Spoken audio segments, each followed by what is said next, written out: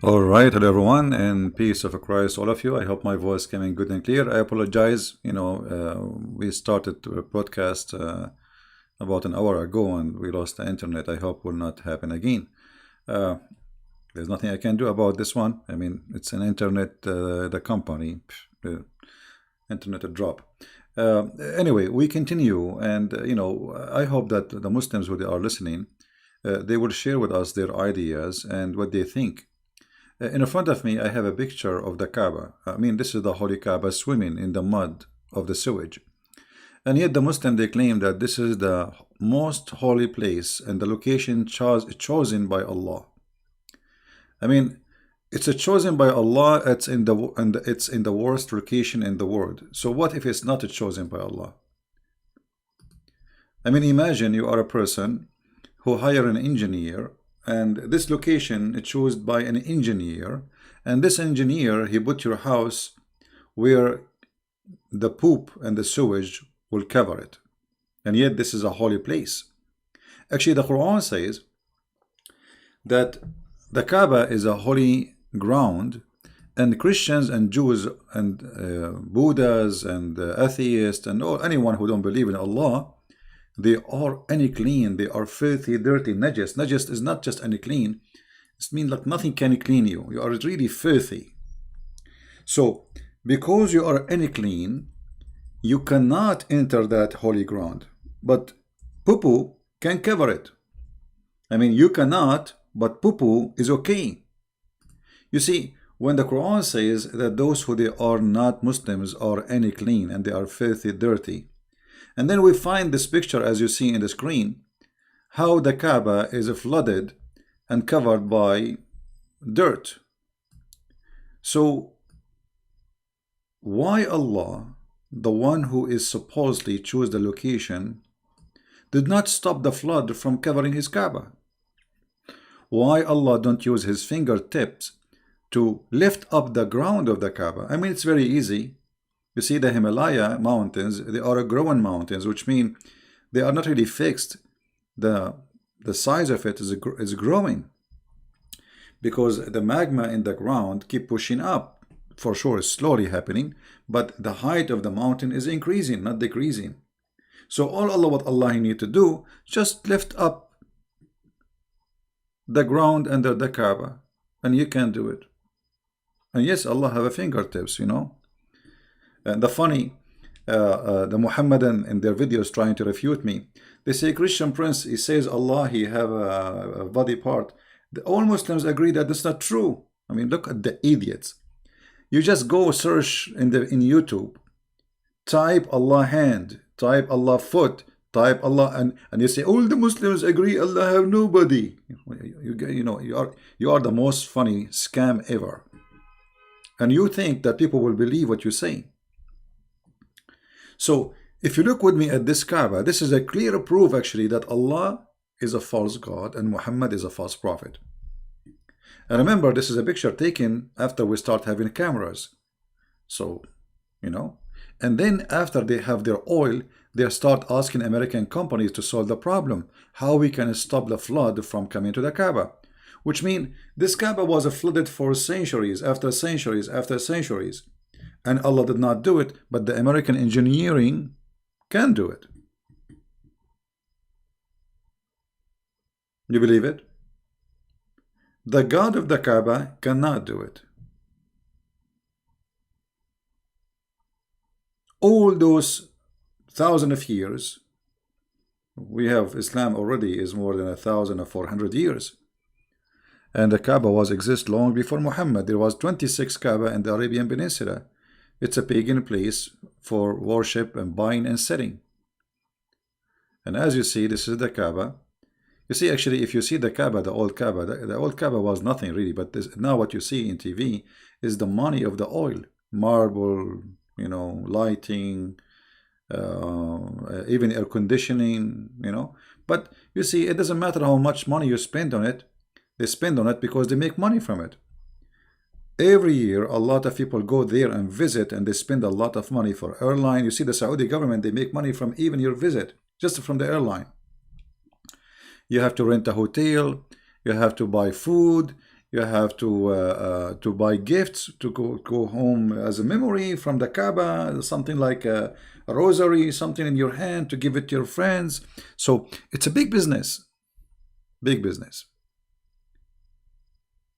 Why on a Friday prayer is only for male, no female allow?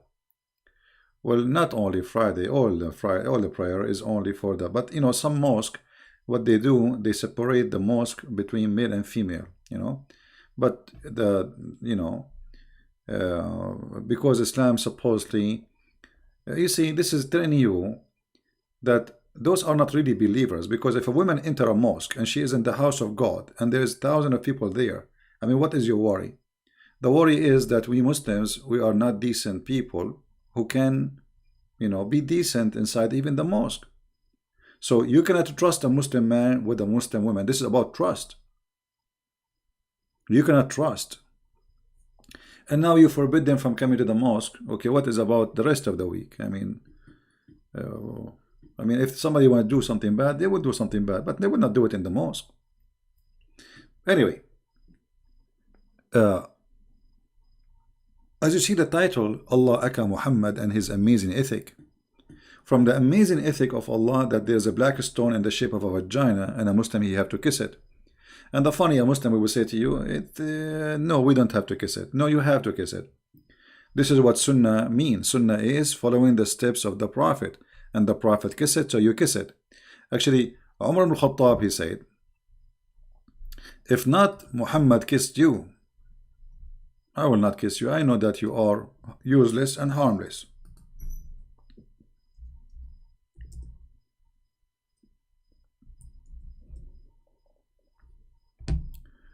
This is Umar ibn Khattab saying it clearly and getting Muhammad busted, by the way, because when he said this statement, he proved that Muhammad is a fraud. Why?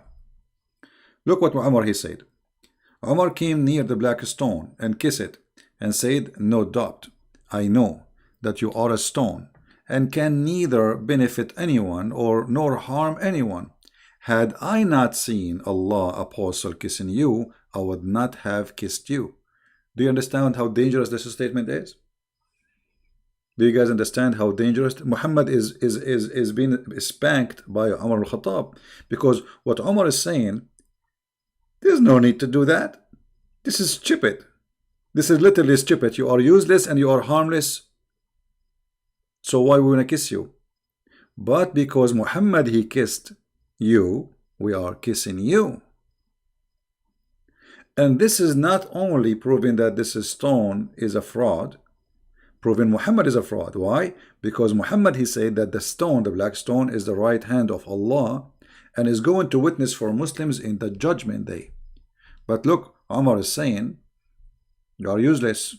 Did he say useless? Yes, he said that. There's no benefit from you. No benefit and no harm. But Muhammad said something different. If we go in the different hadith, we will find this.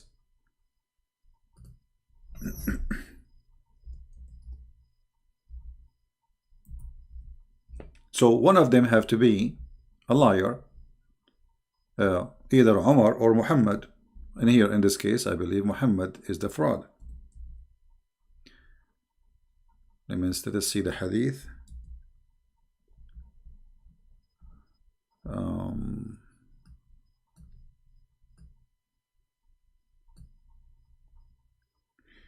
Sorry guys, I cannot read your text when I am typing.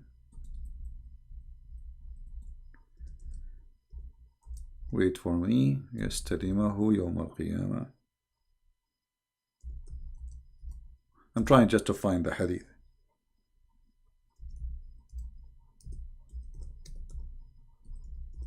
Let us see if we can find it. Here we go.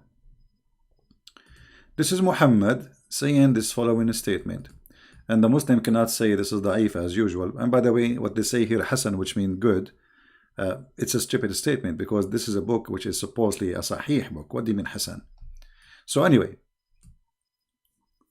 I heard Ibn Abbas says that the Messenger of Allah said, this stone will be brought in the day of resurrection, and it will be given 2 eyes with which to see, which what to see. This is not metaphorical.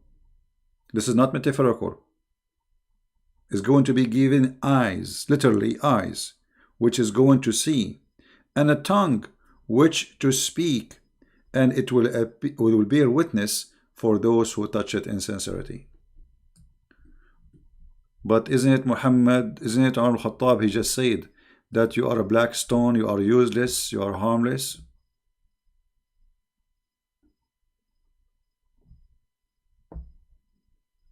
Right? Okay, we'll zoom. I don't know. Let us see if my, okay. I think now you can see it better. See, but Umar, he said that this stone is useless, harmless.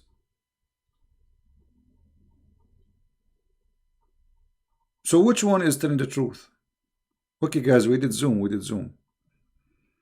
It take time for you to receive the zoom out. So Umar, no Muslim can attack him, especially if you are a Sunni. The Shia, they spank him every day. They call him a dog, filthy, monkey, whatever, fraud, you name it. So Umar is saying it clearly that this stone is useless. Muhammad is making a clearly statement saying the stone speak, talk, and see. Different hadith, it says that the black stone is the right hand of Allah, and whoever kiss it, like, you know, which is meaning like you are kissing the hand of Allah.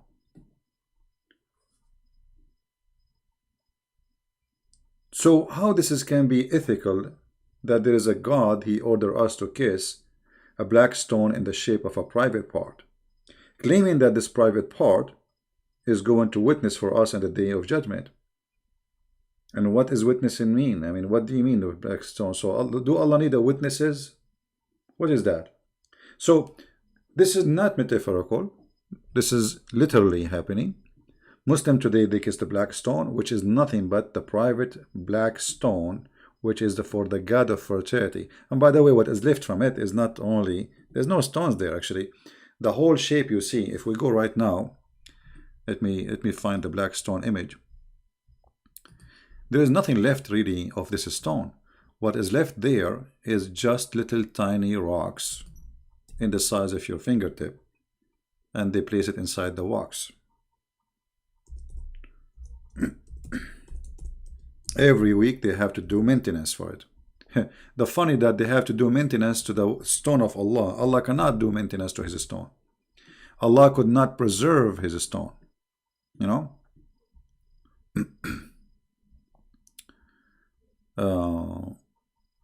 Let us see if we can show you.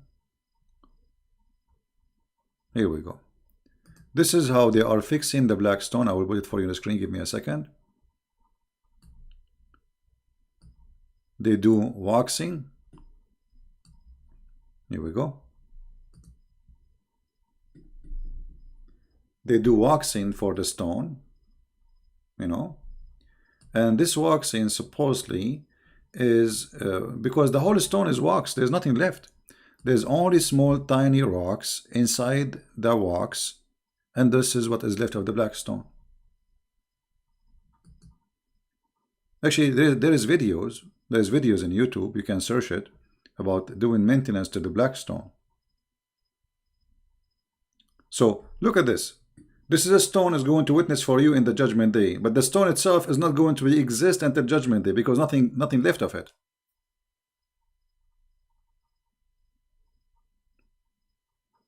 Do you see the stupidity? This stone cannot even survive, and we need to do maintenance for it. And what is left of the stone is this. Here we go. You see, this is the rest is wax. You see it? Do you see it? This is what the black stone is. What is the black stone? And actually, if you look, you will notice that those stones are not from the same rock, which means there is a cheating here. Do you notice that there is some stones that are whiter than the other stones? Where is the black stone? So the ethic of Muhammad to make us kiss a private part of a woman, and the tafsir, not me. You see, the Muslim, they might say, where is it? I can show you the tafsir where it says that the black stone became black because of the sin of mankind, because women, they used to touch their hand and they're full of blood, and they put it inside the black stone, asking Allah, the God of fertility, to make them have a child. Because women at that time, they believe the reason they don't have babies because they commit sin. So they go to the black stone, they place their hand in their private part when they have their period, because now they want the period to stop so they can have a baby. So they put their hand in their private part when they have their period, and they go around the Kaaba naked.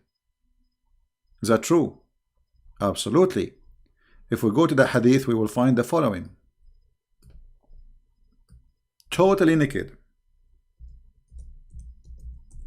And then you need to ask yourself, what was the religion really practiced in this Kaaba? Because why people, they are going naked around the house, which is the house of Allah? Regardless who is the one doing that, they believe in Allah. You see, when the Muslims, they say the Quraysh, the tribe of Muhammad, they are mushrikeen. Mushrikeen mean they associate gods with Allah, but the main God is Allah. So what was the religion which is the main God of it is Allah, making people practice such a thing, going naked around the Kaaba?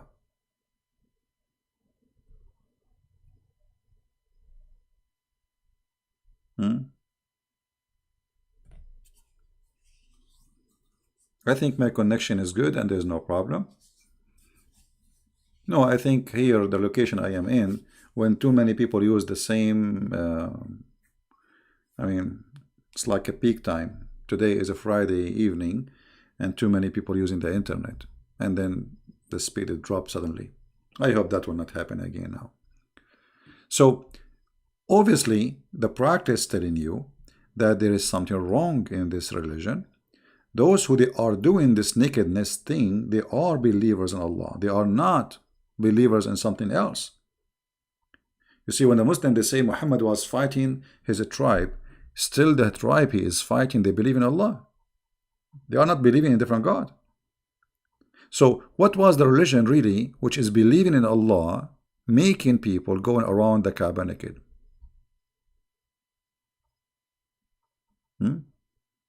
What makes Muslims believe Islam is a beautiful religion? After hearing you teaching, like you see, most of Muslims, when you speak against Islam, exposing it, they go in denial. If you watch the videos, Muslim trying to refute me, I mean, they ignore what I said and they speak about something that is not there. As an example, they try to refute me about. As an example, Paul, they say CP. Here it doesn't say this is Paul. Here they are quoting the Christians saying that. No, the Christian doesn't say that. Secondly, why even the name of Paul there? This is Quran. This is the book of Muhammad, and this is interpretation of the Quran. So why you insert a story about Paul if Paul is not what the verse meant about it? So they ignore answering the question. Until now we are asking, who are those three messengers? They do not know. This is the main question. If it's not Paul, it's who? They'll have no answer. So Islam is a stupid cult. Copy paste. And Muhammad, he have no idea what he's talking about. And if you ask and you read the interpretation of those stories, you will find that those messengers, they are messengers of Christ who went to the city of Antioch. Now we knew who they are, those who went to Antioch. This is the first city who accepted Christ. So when they try to refute you, they say stupid things and they speak about everything except the topic, because they try to make it about me. You know what I mean? Muslims, they don't debate me, they debate about me. They have no answer. So they try to make it personal. They try to make it like they put you down, call you names, liar, lie number 1, lie number 2, lie number 3. Call me and show me the lies. Why you don't call me? I mean, this will be hilarious. If you have all those lies, why you don't call me and let us make it official? Let us see how CP will lose his tongue. He cannot answer you now. Like, he will be shocked. Like, wow. And everybody will see that he's a liar. But they don't dare to call me.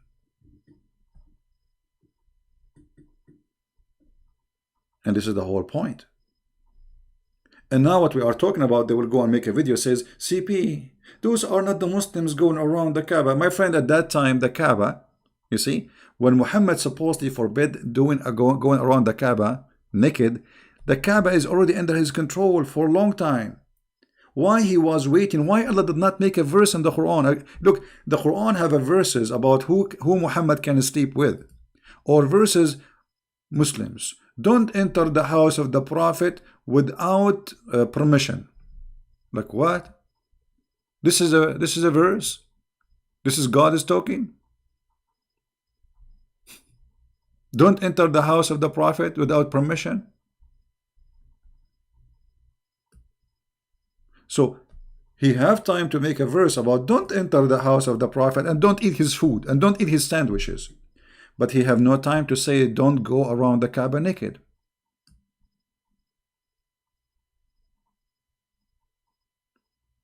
It's not about brainwash. It's about, most of Muslims, they think this is their identity. So the second you start exposing it, he feel like he is the one is under attack. It's not a religion.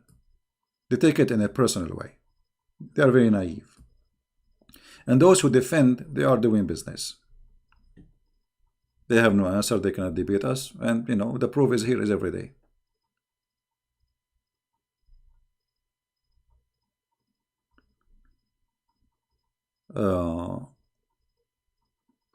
Refute the army story is real. My friend, how an army of elephant is going to pass all the way to Mecca? Just to show you how stupid this story is. I mean, Muhammad is officially an idiot. This guy, he heard legends and yeah. If we go to the verses about the elephant, chapter 105, it's a very small, tiny chapter, very funny. I mean, shouldn't you tell us what happened? I mean, what kind of God is saying to us? The whole chapter is 5 verses. If we count them, they are not even maybe 30 words. Don't you see what Allah He did to the people of the elephant? No, we did not see. Did you? Did Muhammad even see? No. Because supposedly this happened before Muhammad. So how you say didn't you see? I mean, even the statement is stupid. Didn't you see? Who is the one who saw that? Muhammad did not see it himself. Who is the one who saw it? And what happened? No, we did not see. Tell us, please. There's an army and they are coming with the elephant, and Allah He sent the bird carrying stones. Like what?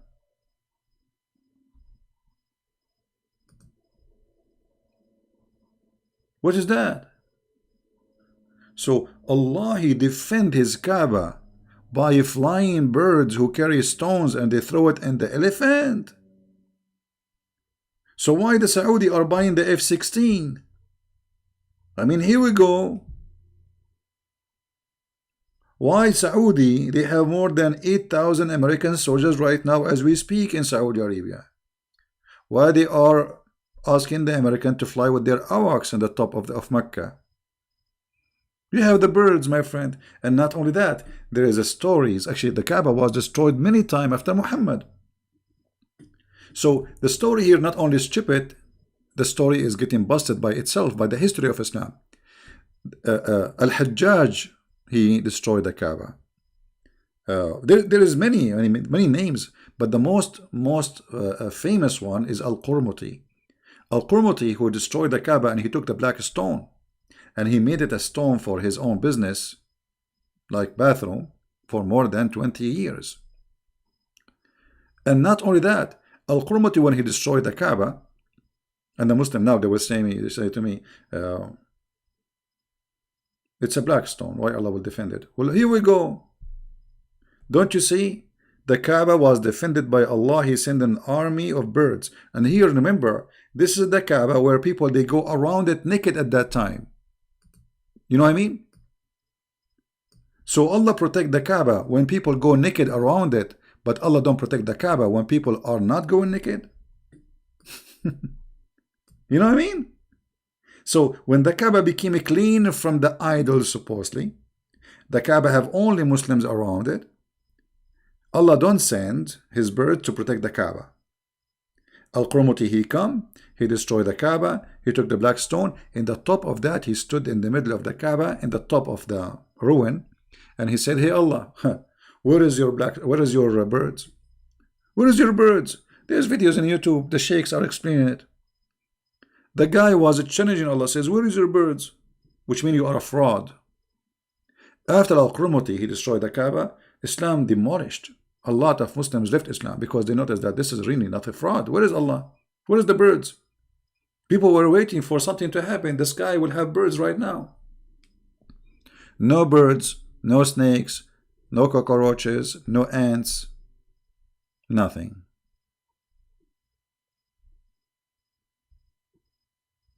So Muhammad, he bring a fraud. Not only he is a fraud, he bring all of fraud stories and he adopted. Any story heard before him, Muhammad, he take it, he adopt it, and he teach it. Right?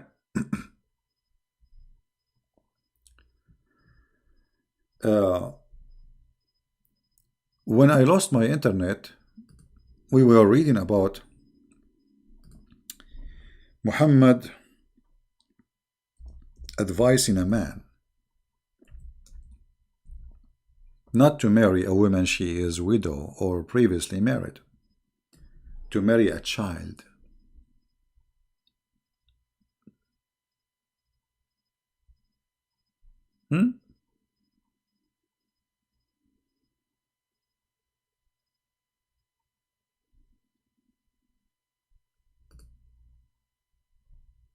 Muhammad, the filthy man, and I say that word without hesitation, because imagine if you are a Muslim listening, your sister is married to somebody, and then there is a guy, his name is Muhammad, is a prophet, and your sister was previously widow or married, you know. I mean, what's wrong with that? This is not her fault. And then the prophet, he say to the husband, which is your brother-in-law, why you did marry from a previously married woman? Which actually here, he's talking about her vagina. He says, is she a virgin? Virgin? Or she is not a virgin? The guy, he said, she is previously married. Whereupon, Muhammad, he said, why don't you marry a young girl so you could sport with her? Look at the wisdom, look at the ethic. A man is encouraging a man to hate his wife who is married to, he's happy with her. And what is the target? To find little girl so we can sport with her. You believe it?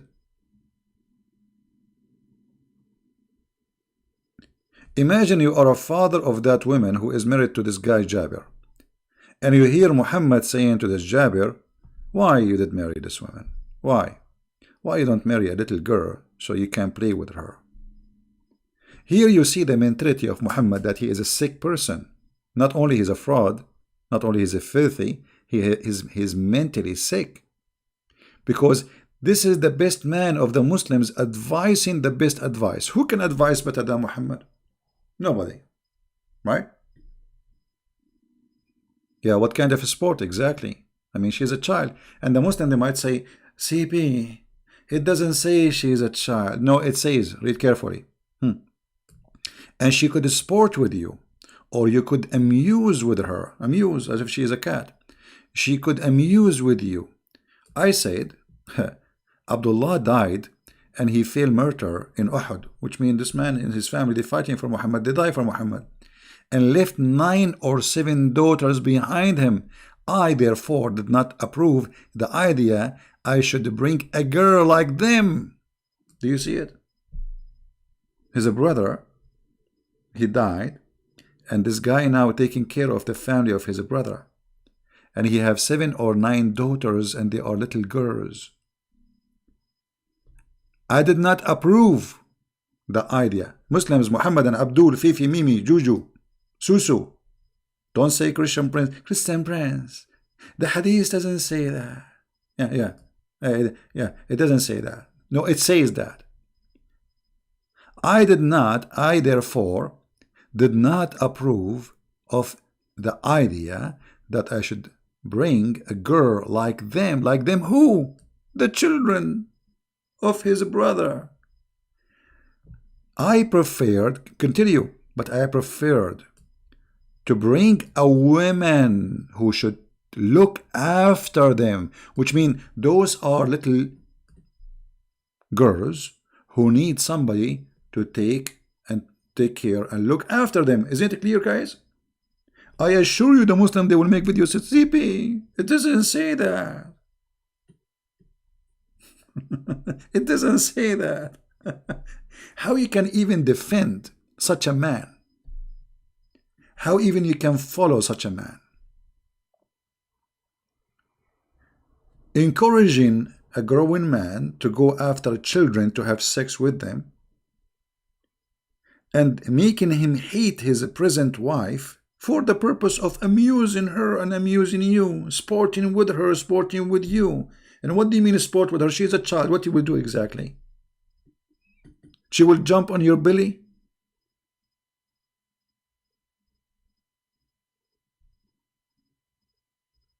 How in the world anyone can believe in such a man? I'm going to open my Skype for Christians to call because I promised them today that I will take calls and I want to keep my promise. I hope we will not lose internet. Look like we are going fine. Let us see where is my Skype.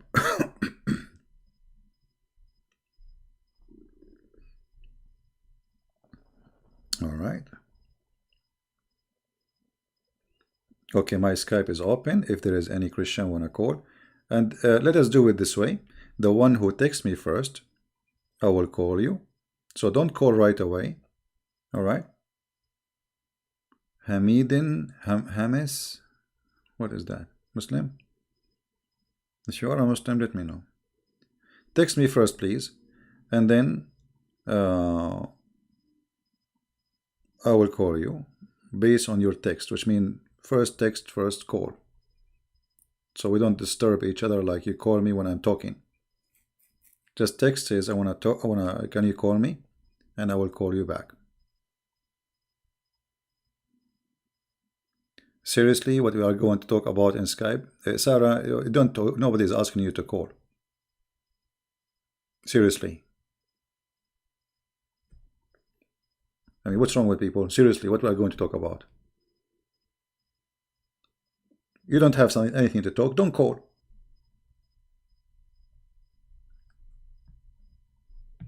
Yeah, so Christians, they can call if you have anything to say. If you have anything to share, feel free. We are receiving calls for Christians.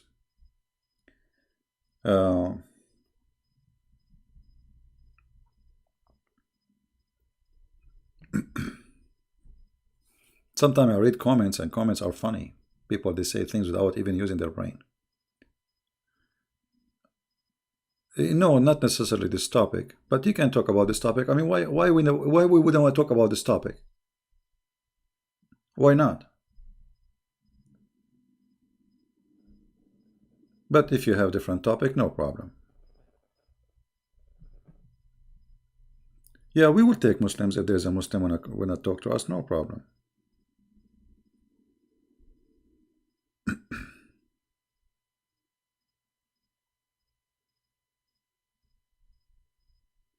Yeah.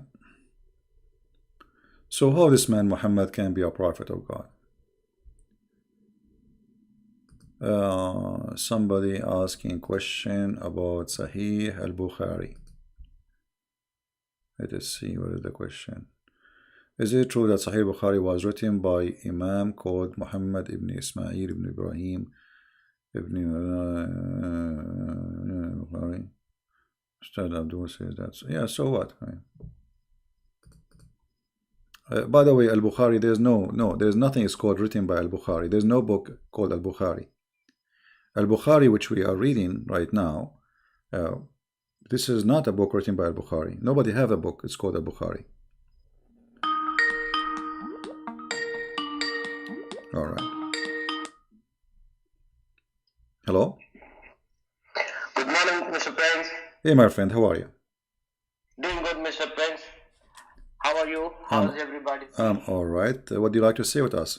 Yeah, I want to share with one verse from the John chapter. Jesus says, I am before Abraham. Yes. That chapter, you want to help me to people to understand also where he saw Abraham in the Old Testament. In Genesis 14 chapter, when Abraham went to the war and when he coming, he meet one person. You want to explain to that to people that verse, please? Well, you know, there's the Bible speak about even the Lord. He came with the two more person, you know, to Abraham, and Abraham Yes. he bowed down. So when the Messiah he spoke about Abraham, he saw me and he you know, pleased with my day. You know, he was rejoicing with my day. He did not mention when Yes. which one it was when he saw him, but obviously the Bible support that he saw him. You know, he did not Mr. say, Prince, yeah. Mr. Prince, you know the Milka Zidar in the Bible in the Genesis? Melchizedek, yeah. Yes, he is the one as a Christ is coming. You please read it for us, that verse, and it will be helpful for each and every people can understand that verse. That is the one, he bring the bread and wine to him, and he is the most king of the church. He's coming from the place, is from the heaven, but in the map, that name is not exist anywhere. That is the one I want to explain to the people, for everyone. I'm trying just to understand. So, you see, for me, God, he appeared to Abraham, and there is the statement in the Bible in many places. So, I cannot say it's just only this is about when Melchizedek came and spoke to, and he saw Abraham. I can say that God confirmed that he met Abraham, and Abraham he saw him as a man. Correct? Yes, sir. Okay, and this is the most important because the Messiah, you know, see the Bible first of all is not let us say mention everything Abraham he did, same as everything about Jesus. Correct? There's no way that you can write a book about someone like the Messiah, and this book is a few hundred pages, Yes. right? Which mean Yes, sir. there's details in the Bible which is the most important for us, not like the Quran about Muhammad, don't enter his house and don't eat his sandwiches, those silly stuff, you know. Yeah. So the purpose of the Bible is to deliver to us, we the people who need the guidance, the most important information, not normal information. Otherwise the books should be written about Jesus, maybe a big, a huge library, because the person who lived in this earth 33 years, how many words he said? You know what I mean? Yes, yes. How many words he said, how many sentences he made, how many conversation he had, for sure a lot. So what the Bible focus in is what we need to know, not everything. So the Bible confirmed that you know, Abraham he met like if you go Genesis 18, right? And Yes. and even Genesis 14. and Genesis Genesis 17. So anyway, it confirmed that the Messiah he met Abraham, and not only that, Yes. Abraham he saw my day. And the Jews they said to him, "Well, how you say that you met Abraham? You are not even 50 years old." And here you notice that the Muslims and the Jews they have similar, let us say, functioning of understanding the Messiah. So they could not understand that this is the person speaking that he is God. They are looking at a man who is not even 50 years old, but yet he claimed that he saw and Abraham saw him. And then after that, they try to kill him, because simply he is claiming to be God. As simple as that. And the chapter saying that, and yet the Muslim they say, where Jesus says, "I'm God, worship me." I'm a God. Yes. Yeah. So the same chapter is saying it clearly that they want to kill him because he is claiming to be God. Claiming to be God. Yeah, and Jesus did not say, "I'm not claiming to be God," right? like when they said he's claiming to be God, did he say, I don't mean that"? No, he did not say. He did not say that. And Yes, and yes, then the Messiah he confirmed in like in other places like in Matthew chapter 22. Uh, yes, the Messiah, he said to them, to the Jews, and those are very well versed people, what do you say of yes, yes. Christ? What do you say of Christ? They say he is the son of David, from David. David. So the Messiah, he said to them, well, if he is a son of David, then how David called him God? God.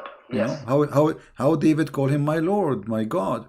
So the yes, Messiah himself, he said clearly that I am the Lord of Abraham, I am the Lord of David, even though the Bible, by the way, says that Messiah by birth, he is from the seeds of David. But as we knew, that Messiah is not a son of any one seed. He's not a son of any man, he is yes, just a God in flesh, because simply he yes, exists before his birth. But the Messiah here, he confirmed. What do you say about the Messiah? They said he is son of yeah, David. Then he gave them a question which they cannot answer.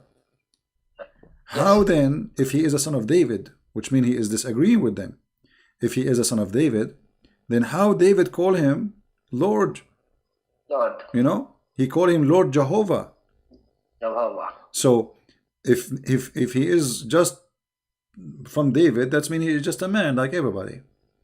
Yes, But he yes, is by birth from David, which means because he's born of the Jews, as simple as that. But the yes, Messiah, he is the Lord of David, and remember David here, he is the highest man for the Jews, like he is the but king, Jews. the Yes, most powerful king. So when you say yes, the king of the Jews, who is the most powerful, he is saying to Christ, you are my God. Lord. So who is Yes, the Messiah then? So he is the Lord of David, and this is David, the king of everybody. It's yes, like yes, today we don't want to make it an example, but for people who don't understand, it's like you have a president in your country or a yes, king, and he is the most powerful man in the country. Yet he sees somebody, he call him my Lord, yes, my God. So yes, sir. the Muslim claim about Jesus, nowhere he says he is God. I mean, it's all over the Bible. When Jesus says, Yes, I am the truth, you see. Okay, how you can be the truth? The truth in Islam, one of the names of Allah is the truth. He's trying to copy love, Jesus. truth. The Yes, truth is only yes, God. There's nothing else except God. And he said, I am the life. yes. How you can be the life? Al-Nur. How you can be the life? You cannot be the life unless you are God, because when you say I am the life, which means that all source of life is coming from me. You have life, Yes, yes. it's coming from me. All life, the all source of life, not only human. So I am the life, and then I am the resurrection. And yet they say to you, where Jesus said, I'm God. How you can be the resurrection if you are just a prophet? How you can be the resurrection? How you can be the life? Imagine I am claiming to be a prophet, and I say to you, I am the life. I must be crazy then, unless I mean that I'm God. So obviously the Messiah is saying clearly in many places that he is God. He's the God. begin. Yes. He is the beginning. He's the end. End. Yes. Just to Yes. add to what you said, the Muslims, I'm sure you heard them before saying, Yes. where was the Trinity before Jesus was born? I don't know if you heard that question before. Well, because they are limited in their the way they function with their brain, because they are held hostages with Islam, so they don't want to think out of the box. You see, Yes. the Messiah before he was born, he was exist. That's why he's saying Yes. before Yes. Abraham I am. Yes. See, Yes. you That are is saying to true. me, That is what is true. was a Trinity? Here we go. The Trinity is there. So Yes. the Messiah is there. His birth have nothing to do with his existence. This is why his death will not make the Messiah does not exist anymore, because the death is the death of the flesh, the flesh of the body. But the Messiah was exist before that the flesh is exist. Right? Right, sir. The flesh is just a stage for him. He is in this earth. He came to us in the flesh so we can see him. So God, he humbled himself. This is what the Bible says. God humbled himself, and he took the image of a visible man, human being.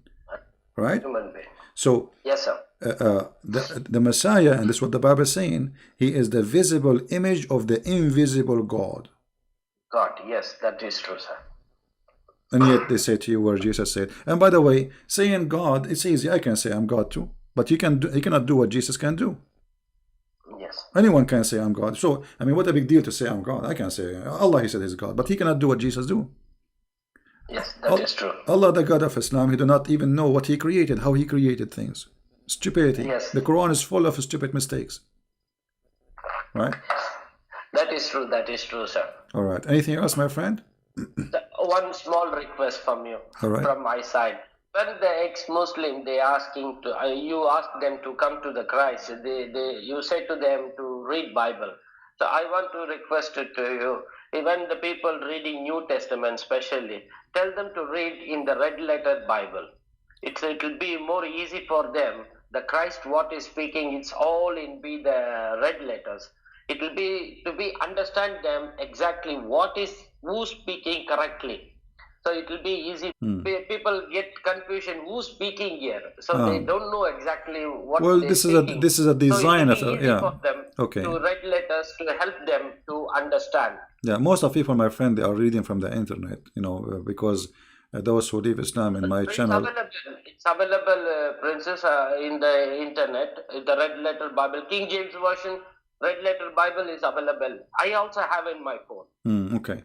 Well, maybe you can post. You can give a link to the admin. She can post it around when we have somebody is calling, and that will be a good idea. Or you can post it in the in the comment later. I will try to do that. I don't know how to do that one, but I will try to. In the comment, you can post later in the comment after you hang up in the comment of the video after we finish, and we will have it. All right. Okay. Okay. Thank you, my friend. Thank you very much, Prince. And one more thing. Christmas time I asked you to pray for me. I was in trouble. I don't have job. I don't have money. I remember. You are the one who you work in Saudi Arabia, right? Okay. Yes. I'm still here. Today morning only when I came for the duty. It's 5 o'clock here. I came to duty. My superior called me and told me, Jason, within 3 days to 4 days you will get your money. What you work for this company. So maybe 2 days or 3 days, I will get my money. Wonderful. And thanks to everybody who will pray for me and pray for me more. The next step, what I'm taking, I want to be exactly a correct path. I want to walk in the correct way to take my family in the right path. So please pray for us. Well, my friend, I want to give you an advice from my heart. I know that people, they go to Saudi Arabia to find jobs, and I know that's nothing wrong with that. But living there is not really a good choice. So try to find a job in different area, different territory, where your family can live a normal life as a Christian. Yes. And you can practice your belief as a Christian with the freedom. And, God will provide, my friend. Yes. I mean to that. Thank you. Thank you. Thanks. I will take care, and God bless you all. Take care. And thanks for you opened, I opened it, morning phone. I saw you telling only Christian people can call. I'm very happy to call you. So I jumped it inside. I called you the same time. Weekly one time, if you keep it for the Christianities people to talk to you, I'll be very happy to. So we can talk to you. You cannot answer all your Skype messages. I know yesterday also you are speaking that one to the people. Yeah. So like just one day you keep it for us. It will be very nice to be family together. Sure. The family is most important in the Christ. Christ is say, be as a family. Don't be separately. We don't like separate people. We want to be as a family. We are a like family. A unit. We are a family. Thank you, my friend. God bless you, and I will try to make it every Friday. And give my love to family, mommy and dad. Okay. Take care. Bye bye. God bless you. Thank you, sir. Friends. Bye bye. All right.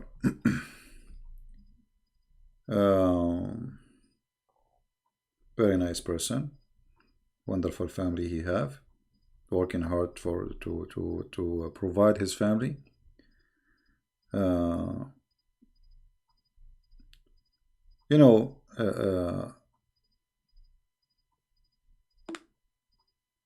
Life is full of stories, and there's many wonderful people. They are trying to work hard to provide their family, and they are born in a, let us say, generally speaking, a poor country, but nothing make you poor as being poor in your heart, because at the end of the day, everybody live. All of us, we will eat something. Bread, it doesn't matter what we eat. There's poor who they are living. I saw poor real poor people. But they are happy, they have nice smile. Me, myself, I don't have it. And the other day I was watching a video about people in the Philippines. They have a flood. The flood took their houses, and they are smiling.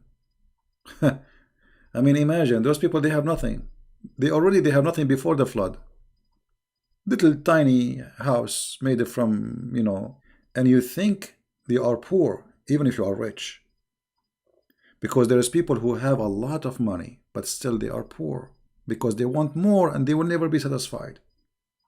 So we pray that this brother here, and I hope everybody will pray for me with me, that he will find a good job to provide to his family. He's not asking for much. He's not asking for to be like a rich man. He just wants to have a job for his family.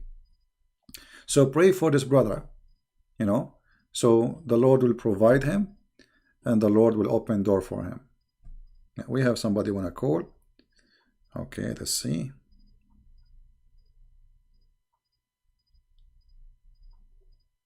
We will try to have an open call for everybody, in Friday for Christians, like today. I think this is a good idea. Every Friday, we open Skype for people to call. Yeah, the one who wanna call me, he can call. Or the one who texts me now, I send him sure. I will send you confirmation. Let me call him. I will call him. Now look like his internet is bad, maybe.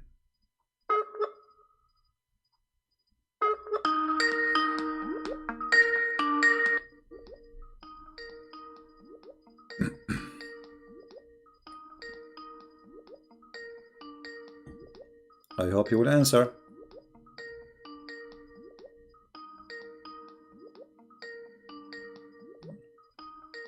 Well, he is not answering. Hello? Hello? Yes, my friend. You are live on air. Hello? Yes, we hear you. You are live on air. Hello? We hear you. Hello? I think you have a bad internet like me. Hello? We hear you, my friend. Go ahead. Yeah. Brother Christian Prince, can you hear me? Yes, I hear you. Go ahead. I hear you. Don't Brother listen. Christian Prince, can you hear me? Don't listen to me from YouTube. Listen to me from Skype. Praise the Lord, brother. Yeah. Thank you, brother. Thank you. Thank you for taking my call. And I'm praying daily for you, for your protection and the wisdom what you share. That's a God's blessing. So I have one thing to just to discuss. I know a lot of callers will be waiting. I will just tell my question and you can take it off and I can drop off. No problem. What we see is Jesus is a Jew, right? And according to Islam also, they believe that Jesus is a Jew, but they hate Jews. And if you see that Jesus is sitting in the heaven with the God, and he's going to come back, but still they hate the Jews, right? So I just wanted to know why they don't understand this concept and why they hate Jews. Yeah, okay, I will answer you as you requested after you hang up. Anything else you want to say? No, brother. Okay. I think this will enlighten a couple of brothers and a couple of sisters, those who are listening to. All right. Thank you very much for your call. God bless you. Thank you, brother. God bless you and God protect you all the time. Thank you. Bye. Yeah, it's a very wrong understanding to think that Jesus is a Jew. He is the Lord of the Jews. He is the King of the Jews. He is the God of the Jews. He is born of a Jewish family, yes, but he is not a Jew. By birth he is a Jew, but he is the God of the Jews. You understand what I'm saying? But I understand what you are trying to say to the Muslims. They hate the Jews and so. But this is the same. Can be go to. You see, Muslims they hate the Jews, not because they they understand even why. Muhammad said hate the Jews. That's it. If Muhammad says love the Jews, they will love the Jews. This is why we say Muhammad is the God of Islam. It's not why you should hate the Jews. I mean, how you can generalize even anyway? Everybody is a Jew, you should hate him. Why? Even Muhammad, he says that time will come, and if a Jew hide behind a store, any Jew hide behind a stone or a tree, the stone or the tree will call and say, hey, there is a Jew behind me, kill him. So Muslims, they are following blindly whatever this man, crazy man Muhammad, says, not because they are convinced, but because they are blindly obey. Muhammad, he made verses, says you have to obey Muhammad. Whoever obey Muhammad, obey Allah, which means obedience of Muhammad is from obedience of God. So he is God in earth, yet he don't claim to be God, but he have the authority of God. Muhammad, he says something, Allah, he says something. Actually, Muhammad, he win. You know, there's many things in the Quran, the Muslim, they say to you, it's abrogated by a hadith. How Muhammad, he can abrogate the words of Allah if Allah is his God? So Allah, he says something, Muhammad, he says something. Which one we follow?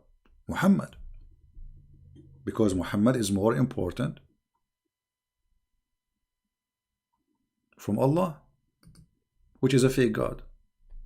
Muhammad, he just used Allah as a proxy, like, you know, he's a tool. Muhammad, when I have sex, he made verses saying any woman, she want to give herself to the Prophet. Muhammad, he want people not to come to his house, eat his sandwiches. I mean, have you ever heard of a God saying don't come to the house of the Prophet to eat his sandwiches? What is this? The sandwich God? All right, we have somebody trying to call. Tell me if you want me to call you, my friend. Just don't send me a text. If you want to call, say, I want, please, can you call me, and I will call you. Have you ever heard of a God saying to his prophet, any woman she can give herself, and you may differ between them? You might delay some. What is that? Allah is giving tickets for sexual activities. Okay, somebody asking, can I call?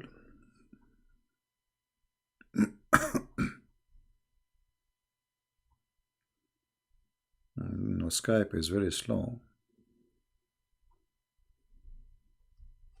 Let us call this gentleman.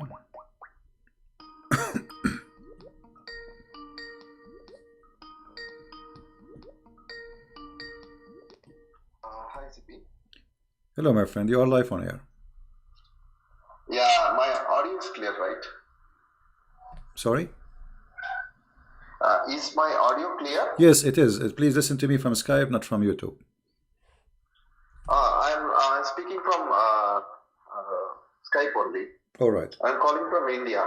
You're welcome, my friend. We love the people in India. Yeah, actually, I'm also a Christian by birth and by practice. Okay. And I used to debate a lot of Muslim friends in India. Some people who challenge me, I challenge them back. And I used to listen to all of your podcast in YouTube while going to work. In fact, many days I used to listen in earphone and I with them. Yeah, well, you know, when you want to discuss religion with somebody else, you better, you know, like educate yourself before you speak about the topic. Otherwise, you will look ignorant. Like the Muslims now, when they speak to me, all of them, they look ignorant. Even those, the ones that grow beard, they, you know, they look very ignorant. So education is education is a must. Only facts. Yeah. Yeah, that is very important. That I always realize, and I did that. I wanted to talk to you about John chapter 6. What do you think about John chapter 6? I am a Catholic myself. I believe in the Eucharist. Do you have the same understanding on John chapter 6, which is Jesus presenting his body and blood, soul, and divinity in the Eucharist? I don't understand you, my friend. What you believe in? What? Eucharist, the bread and wine becoming the body and blood of Christ. Repent. Bread and wine, which is you mean okay, okay. He orchestrates that. Yeah, all right. Yeah, you know the Messiah. He said, "This is my body will be broken for you, right? And this is my blood will be shed for you, and do this to remember me." Now, the Messiah, when he said, do this to remember me. But by doing that, as he said, as if we are drinking from, but not it is, which means it is metaphorical. We are not drinking blood, right? But in John chapter 6, he is telling, truly, truly, I say to you, unless you eat my body and drink my flesh, you will not have life in you. No, my friend. Yes, when he said, but still, this is metaphorical. Did anyone eat the body of Jesus? I mean, yeah. Let me try to explain to you what I'm. I think John chapter 6 and the Last Supper are connected. Yeah, my friend. Because if you go to Good Friday and look at, you will see only an execution. Unless in the context of the Last Supper, you will not see a sacrifice there. So the sacrifice is orchestrated in Maundy Thursday, and then the Good Friday, the execution happens, isn't it?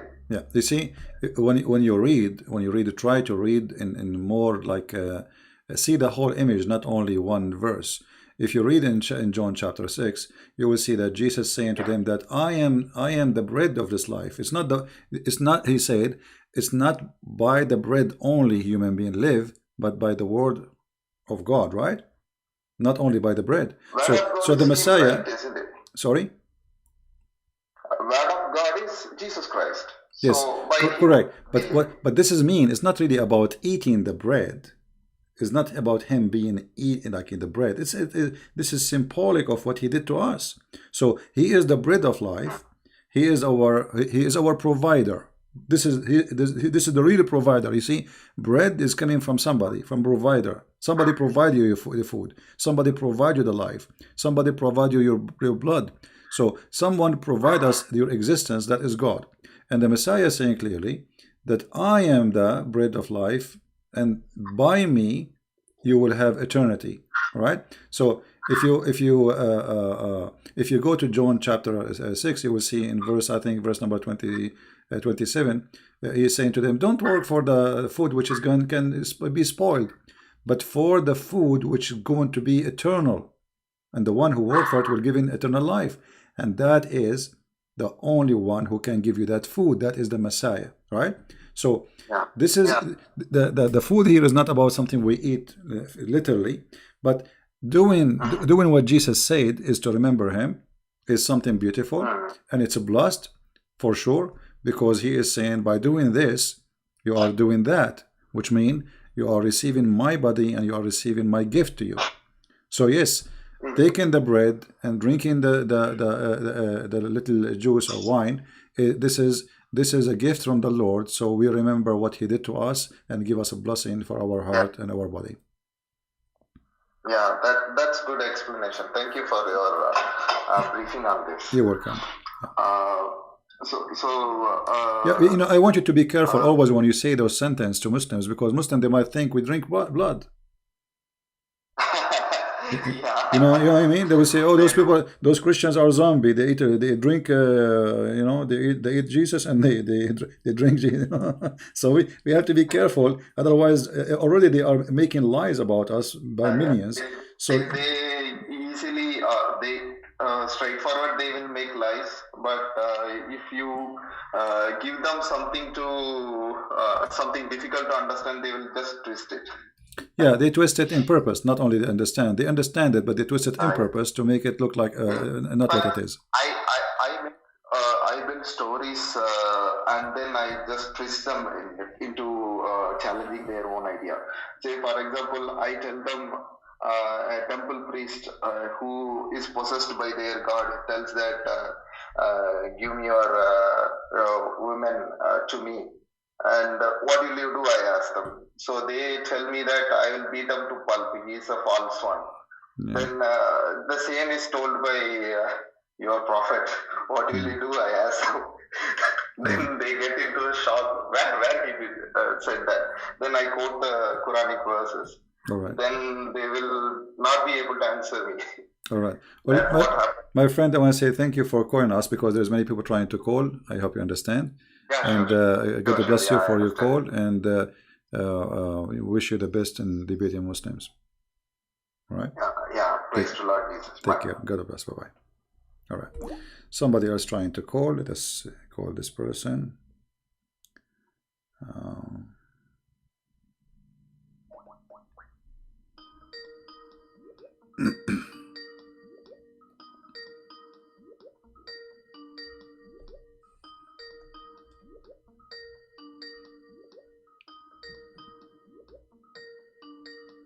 He's not answering.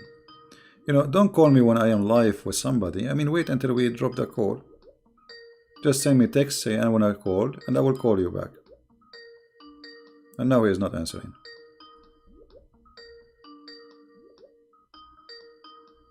All right. Well, we will go to the second person. Just send me text saying, can you call me? Don't call, because then I would decline your call to me. Can I call with that topic? All right.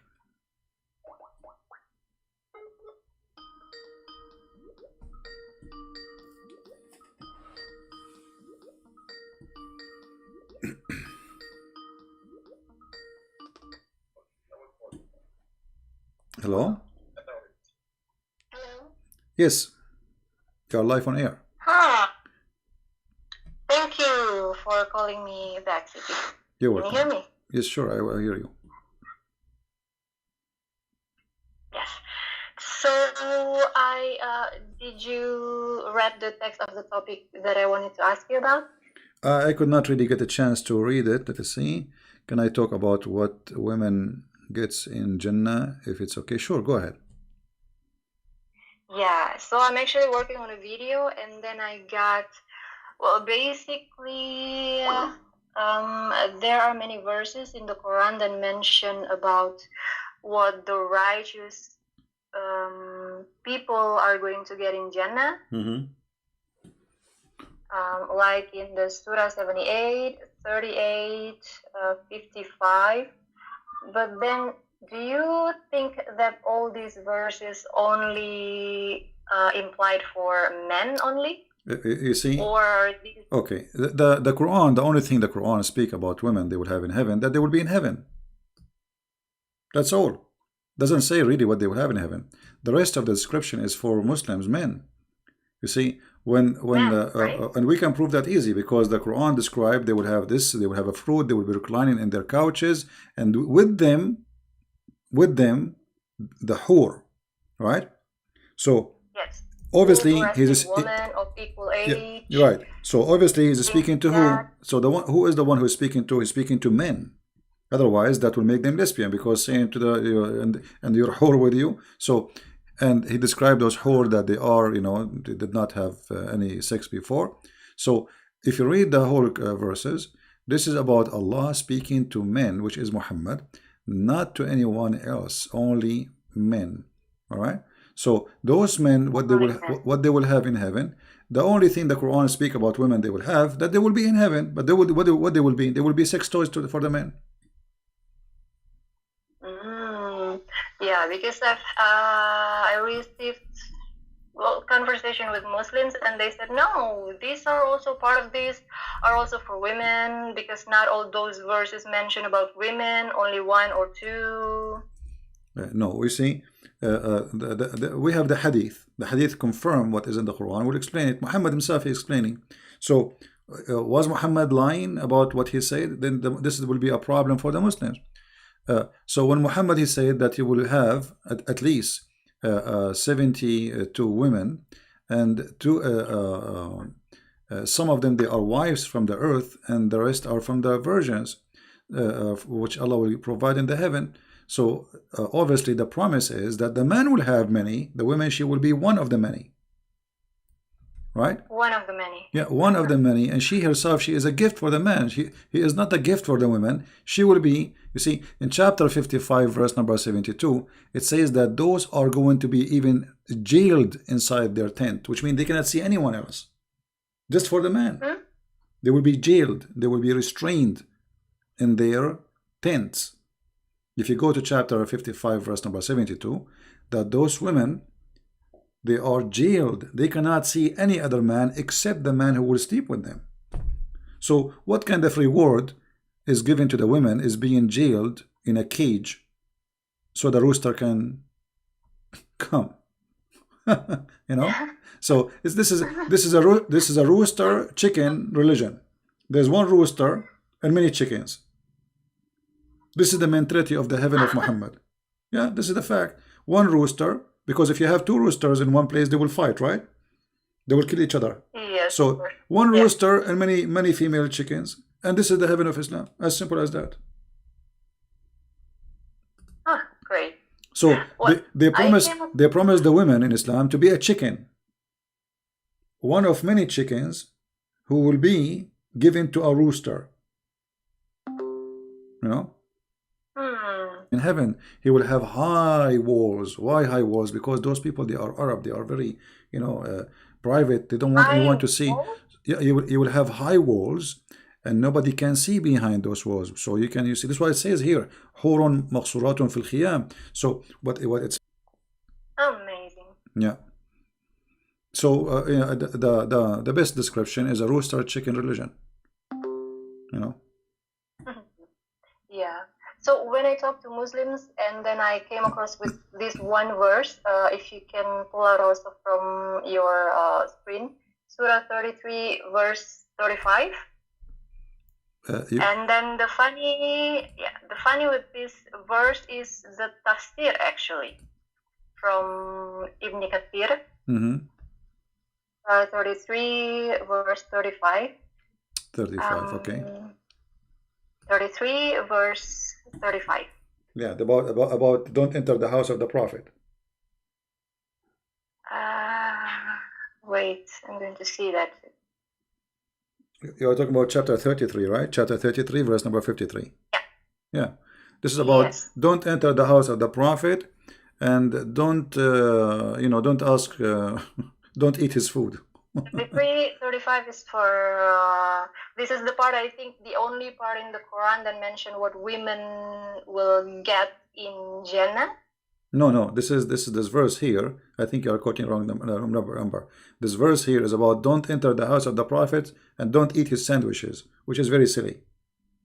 Oh, you are saying 35? 33, verse 35. 35. Yes, I thought you were saying 50. It's my fault. Sorry. Okay, 35. Okay. Yeah. There's a verse saying just they will go in heaven. That's it. Doesn't say what they will do there. But the women in heaven, they will be just chickens. I mean, what is the reward for the women? What exactly? Challenge any Muslim. And the What is the woman she will be doing in the heaven exactly? What she will be doing there? She will be, excuse my language, sex toy for the rooster who Allah promised him many of them. Is the man, like you see, God created Adam, he created with him what? Eve, right? Eve.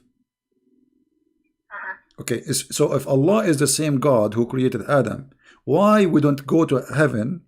If the logic is, God is the same God of Adam, is the same God of Muhammad.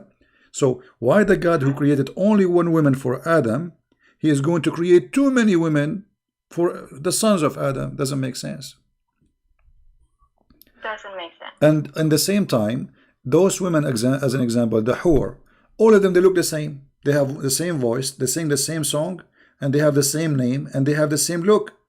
So it's very stupid even to promise me like 100 Barbie, but all of them, they look the same. So what's the point of this? Imagine you look like you have you have 100 women with you, and all of them, they look the same, and they sing even the same song. They say that it's like a Barbie machine. It's like a, it's like a toy. So it's a stupid deception fit with people who live at that time, those Bedouin, trying to tempt them with sexual and wine. What the heaven of Allah? Wine. This is what the Arab, they like to have. Ginger, because the Arab drink ginger. The wine mixed with ginger, and honey, and river of honey, and milk, and then women. That's it. And then fruits. So the heaven of Muhammad is just a hotel in Las Vegas, 10 stars. But he don't have, by the way, lobster. He don't have fish, because the Quran confirmed that only only bird they will eat, which mean very nice. I mean, which is bad actually. I mean, come on. I spend my life eating chicken and go to heaven now eating chicken. I want to eat I want to eat shrimp for once in my lifetime. Like, come on. I want to eat lobster. They are expensive here. You know. I want to eat salmon fish. I mean, I go to heaven and now I can only will eat chicken. Yeah, all right. Yeah. All right. Anything else? But the funny with this, but the funny with this verse was actually in the tafsir. Yeah. I pulled out the tafsir from Ibn Kathir. If you cannot put it in your screen, maybe I can just read the sentence. Yeah. It says here the reason for revelation. And I quote, Imam Ahmad recorded that Salama, the wife of the Prophet, said, I said to the Prophet, why is it that we are not mentioned in the Quran as men are? And then one day, without realizing it, he was calling from the mimbar, and I was combing my hair, so I tied back my hair, and I went to my chamber in my house, and I started listening out, and he was saying from the mimbar this chapter. So basically, the reason for this revelation of this ayah is that because Muhammad just got complaint from one of his wives. Right. Always those things happen because Muhammad is simply, he makes things up to fit with what's happening around him. So somebody complain, a woman, she complained. But remember, Muhammad, he made in different hadith, he said that the majority of women, they will be in hellfire. Remember that hadith where he said they are half a brain? Okay, so those who will go to heaven is those who they are only obedience to their husbands and totally obedience, and they are literally chickens, which means you have no say, nothing to say, and that will make you go to heaven. Otherwise, the majority of women, they will go to hell, and the hadith confirmed that. So Muhammad, he asked them to give him money, donation, so then Allah will forgive to them, so they might go to heaven, which means Muhammad not only is confirming that he's a fraud, but he claiming that if you give little, some earring, they start giving him earring and rings, by giving some gold to Muhammad, then Allah will take you to heaven, even if you are a bad woman. You know? Yeah. Because what he said? He said, women give it charity. Charity to who? To Muhammad. He want their money. And because I saw most of you going to hell. Okay, if women by giving charity they will go to heaven, that means they are still bad, but by giving the money to Muhammad they will go to heaven. What kind of heaven this heaven is? You see, he is not saying change the way you live, change the way you are, give it charity. And then they start giving him their earring and their rings. And that supposedly will make them to go to heaven.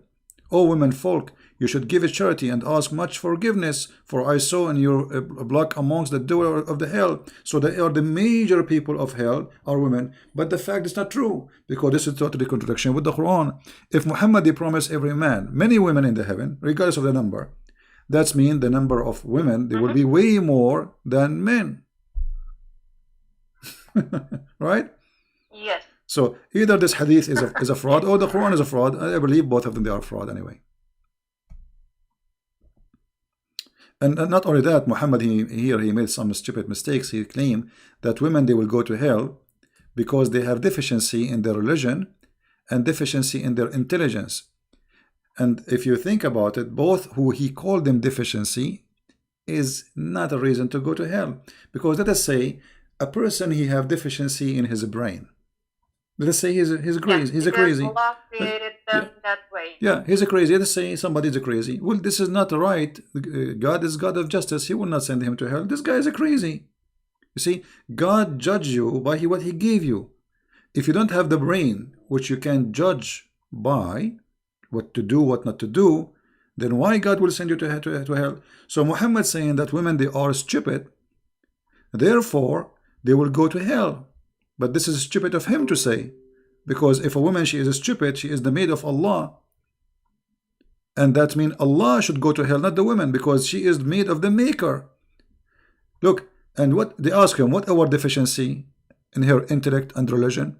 He said the testimony, the proof of the deficiency in intellect and religion, that the women testimony is two women equal to one man. So Muhammad, he want to prove to the women that you are half a brain by saying a rule which he is the one who created, saying that two women equal to one man in witnesses. And all of us, we knew this is stupid, because women, they have actually, when it's come to details, women, they have better memory. As an example, if you go with your husband to a dinner, and then we come back and we ask the husband what you ate, he will not remember. He will not remember. Sure. The women, she would describe what women they were wearing, the shoes, the perfume, the earring, the bracelet. I mean, she would describe everything. The guy, he would not even remember what he ate yesterday. So here Muhammad proved again that he's a false man. He put the women down in purpose, because he need the men. He need fighters. Women are just women sitting at home. Those are the fighters. So he gave full control for the man, full promises for the man, and the women, it just exists for the man. Definitely. Yeah. Anything else? So one thing also, CP. Okay. They used to bring up this verse also, Surah 41, verse 31. Muslim women used to bring this verse.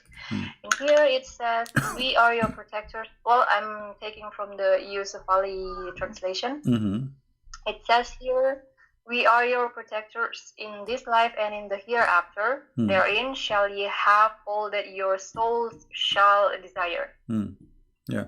So Well, they said, well, whatever we want, we get. yeah, actually, there is many Islamic scholars, they speak about this, that the Quran confirmed that even if you are going to be a homosexual, you can have sex with men. And actually, I can show tons of reference about that. Yeah, a man, he can, because it says whatever you wish. Actually, there's a video, you can search it. A Muslim, he called me, and we did talk about in that video about if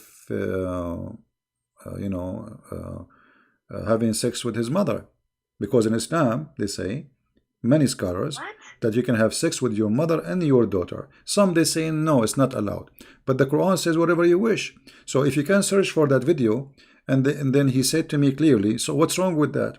Search it, you will find it. I think it's called I don't know, Paradise something, Christian Prince. You have to put it, the Muslim, he was calling me and he was defending, he was angry, and he's saying to me, what's wrong with that? What's wrong with you? Actually, I will try to find it and play it right now. After you finish, I will try to find the video. Yeah, of course. And let us see, Christian Prince. For me, it's very hard to find my videos because you type my name, you find endless number. You need to remember the name of the video. Heaven, maybe debate. Let's see.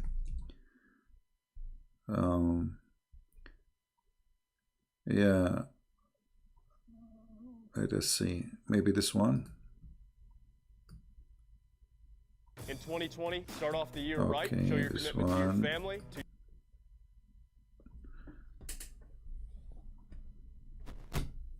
I will put it in the other speakers so everybody, including you, can hear. Okay. Yeah, actually, after you hang up, I will play it. Anything else you want to say? That's it. All right. Thank you very much for calling, and God bless. Take care. Bye. God bless. Yeah. Yeah. So I think I got the. Oh no, this is not the Sheikh Tara. Maybe this is not the one we want, but let us see.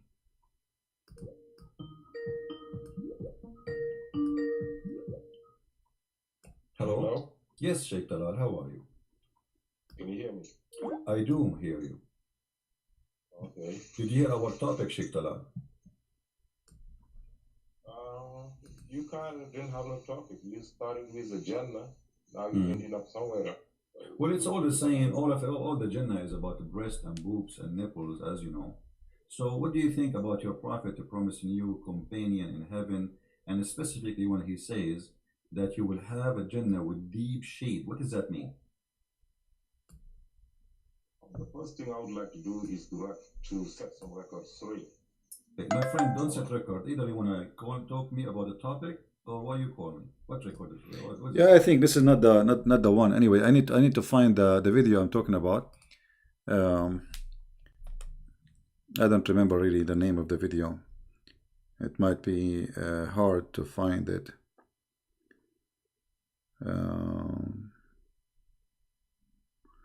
Okay, we have this person trying to call. Okay. Don't just text me, says hello, I am Christian. Tell me, you want me to call you? Or just you are saying hello? Don't say hello, please. Don't say I would like to add you to Skype. Just call you know, tell me I want to call me.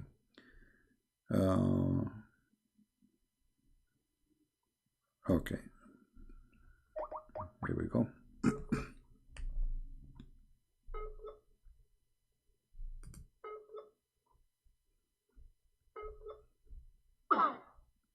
Bad internet. I'm trying to call you, Tamara. This is you. You are saying this is your Tamara, right? So you said this is Tamara, but I cannot. Let us try again.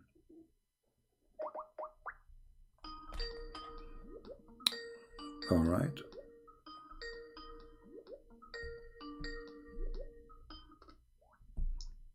Hello? Yes, hello. You are live on air. Hey, Christopher, this is Tamara. I have How are you, question. Tamara? How are you doing?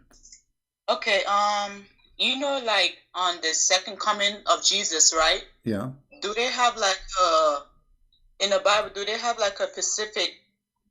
I don't know how to say it, like what he gonna do when he's second coming in the Bible?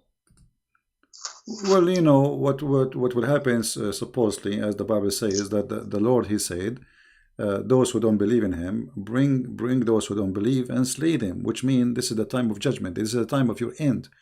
This is the time where people who they are belong to Him, they will go taken to heaven, and those people who they are not with Him, they will be punished. So, you know, the details, we will leave that to the Lord, what He will do it, because there's many verses about hell, what will happen in hell, but how He will do it exactly, you know, I mean, this is what He, let's say, let what to the Lord, you know, this is His authority, and speaking about details will not be really too much helpful, because what we know is He is coming, and those who they reject Him, they will be punished, they will be sent to hell, and those who believe in Him, they will be taken to heaven. How He would do it exactly, not much of details. Okay. Yeah.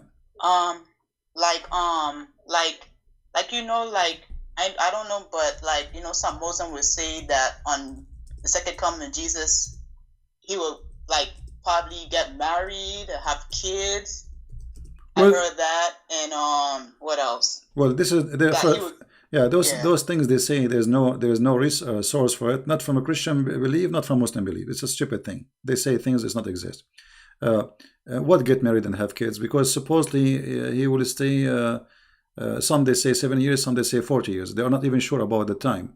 And the question should be for the Muslims: why Jesus will come back? Why not Muhammad? Exactly. You know what? Why this? Okay, if you are watching a movie, Tamara, and who is the one who lived to the end of the movie? The hero, right? Yeah. The rest are just cumbers, like, you know, like numbers. The guy who opened the door, the driver, the police, nobody even know their names, right? Yeah. But there's one person who survived the whole movie, and he is the hero who will accomplish the mission. So if the question will be, if Muhammad is the best of the prophet, and he is the final prophet, so why the Messiah, he is the final one to come, right?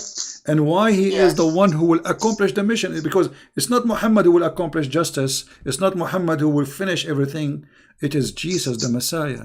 So while Muhammad at that time will be in the grave, remember, at that moment when the Messiah come, Muhammad will be in the grave. The Messiah will be ruling the earth, and Muhammad, he said in the hadith, he will come as a hakaman muqsitan, which means just judge. And remember that a man, he cannot be judge and just in the same time, because no man can be just, right? Okay. So the Messiah not only will come back, but the Messiah will come and he will rule the earth, and he will be judge and just, and that confirm that he is God. Okay. Otherwise, no man How, in order for me to be just with you, I have to know the unseen, correct? Which means like when they go to court, the judge by what he knew, the evidence people provide, but maybe the evidence are fabricated. You bring witnesses, and maybe the witnesses are a bunch of liars, but still the judge, even if he's a good judge, he will judge only by what he know, and what he know is the proof you provide. So the Messiah, he will be judge and he will be justice. How he can do that? That is not something given to a man. No man can be justice in any way, in any means. Okay. And even if you know what happened, how you can be judged? Because now what is the punishment? Who's going to decide the punishment? You know what I mean? But let us say I did something wrong to you, and now and we know exactly what I did. Maybe I stole your money, maybe I took your wallet, maybe I whatever. Now, what is the perfect punishment for this person who did this crime? Because the crime should fit with the penalty should fit with the crime. So to be a person who is capable of giving punishment fit with the crime for whatever crime is, because imagine we have billions of human beings, there's millions of crimes. So which one is the fit penalty for the fit crime? The only one who can do that is the Messiah. Yeah. Yeah. Anything else, Tamara? That'd be all. You answered all my questions. Yeah. Well, the Muslims obviously they are confused about who is the Messiah, and the question even why he is called the Messiah they do not know. what the Messiah mean they don't know. Imagine one of the Islamic tafsir says that the Messiah was called Messiah because he have a flat feet. Flat feet. I mean, how stupid this religion is, how far it can go with this stupidity it's beyond imagination. Yeah. Okay, Tamara. Thank you very much for calling. We will take another person. You're welcome. Take care. Okay. Bye-bye. Bye. Yeah, the Messiah is a judge and ruler. Let me see, I'm trying to find the hadith, so to put it in the screen, hold on.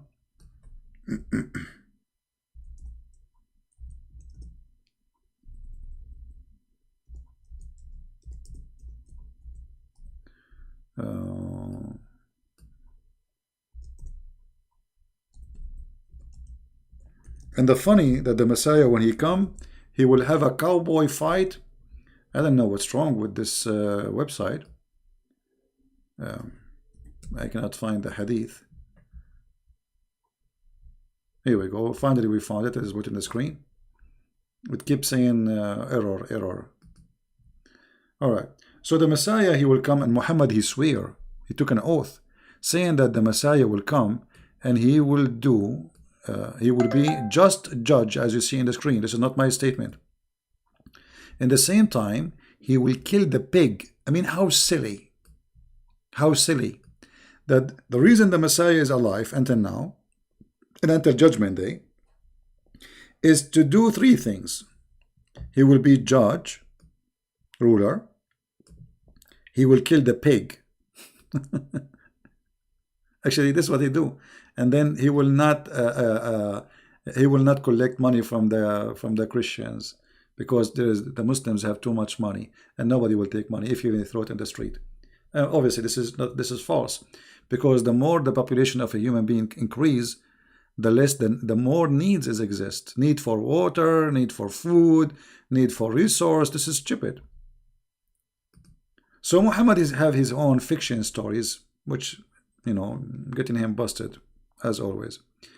Okay, someone...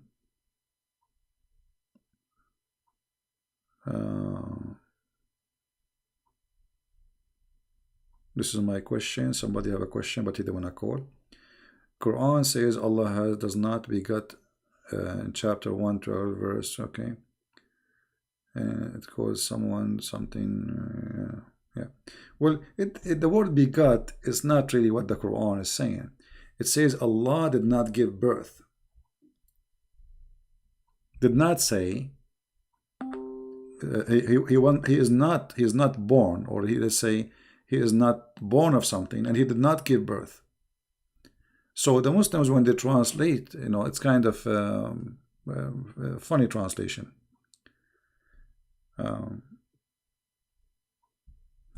Let us go to the verse he is talking about before we take another person.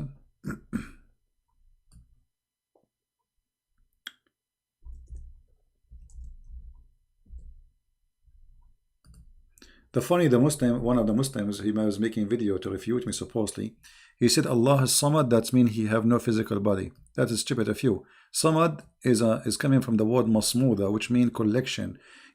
There's like a little container, have a hole in it, and kids, they put their coins in it. This is called masmuda. So Allah is Samad, Allah is the collector. He is a collector. Those idiots, they don't even know what it's mean. So look, they say Allah is the eternal absolute. The word Samad have nothing to do with eternal, have nothing to do with absolute. قُلْ هُوَ اللَّهُ أَحَدٌ, say he is one of, which means Allah is a collector of the gods, and he is one of the gods. So he is the one who unify gods. That's why it says Ahad, not Wahid. Let us see, someone else is texting.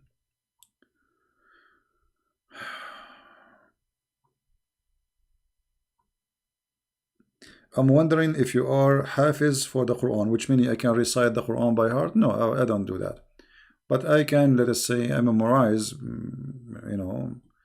but not recite. I mean, I'm not stupid to do that, my friend. You see, when you memorize a book and the book is silly and stupid, that's not smart of you. You have to focus. My focus is understanding what the Quran and knowing what the Quran teach. So I know what the verse says, but I'm not going to recite the whole chapter. There is no need. This was a question from somebody. Here a person. Okay, he's trying to call. Let us see.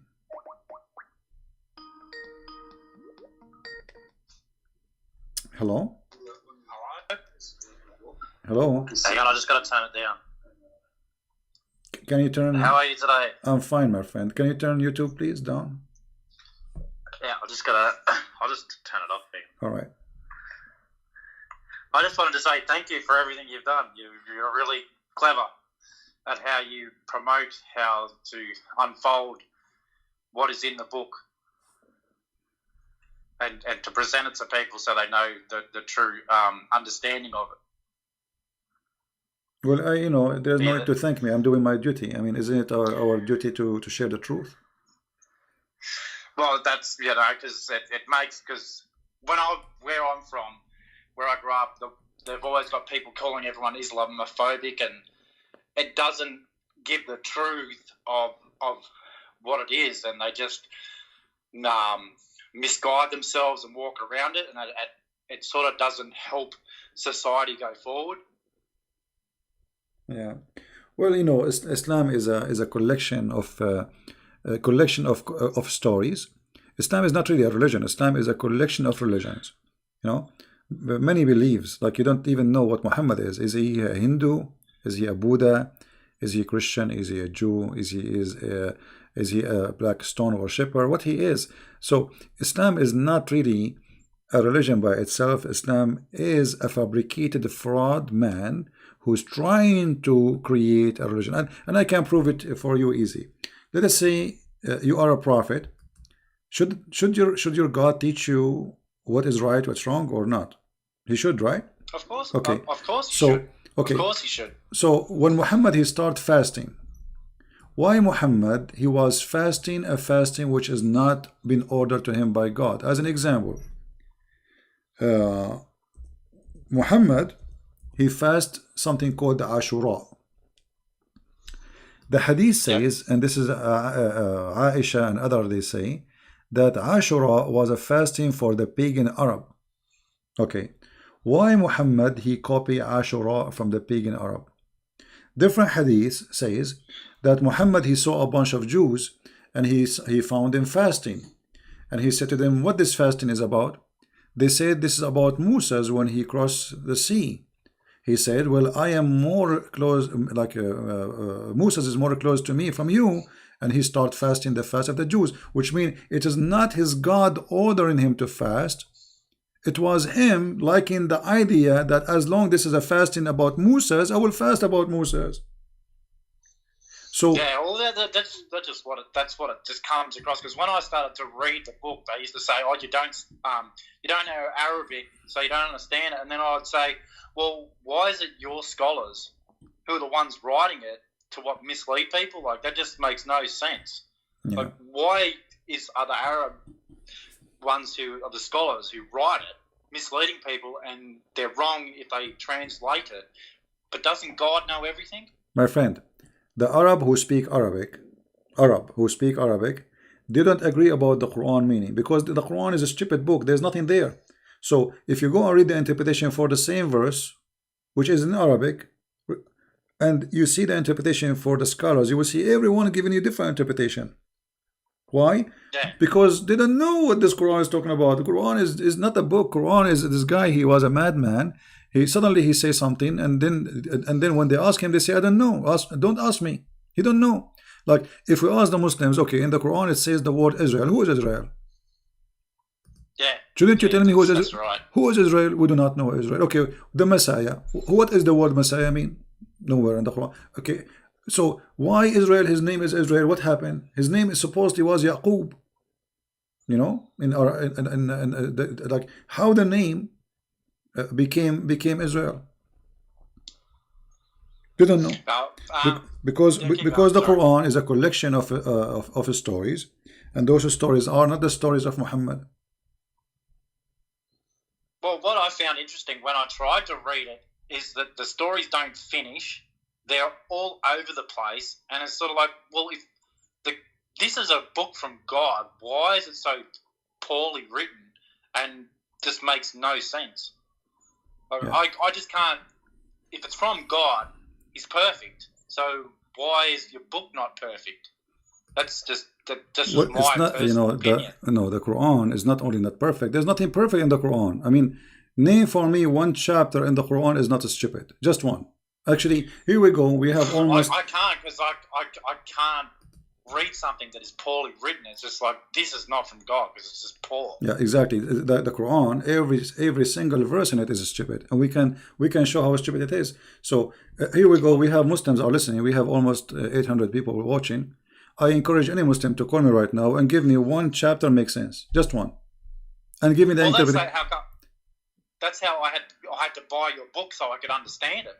Yeah. Because your books explained it. Because it was just like, I'm having trouble reading this. So I was reading Quran. I go, well, I bought your book so I could understand it. I'm like, oh, this is what they're trying to say. But it's just poor, just very poor. Yeah. Well, thank you very much for calling, my friend. Anything else you want to share? Oh, no, God bless you. I'm just very happy that, you've helped me with a lot. So thank you very much. God bless you. Thank you, my friend. You're welcome. Enjoy your day. Thank you. God bless. Take care. Bye. Bye-bye.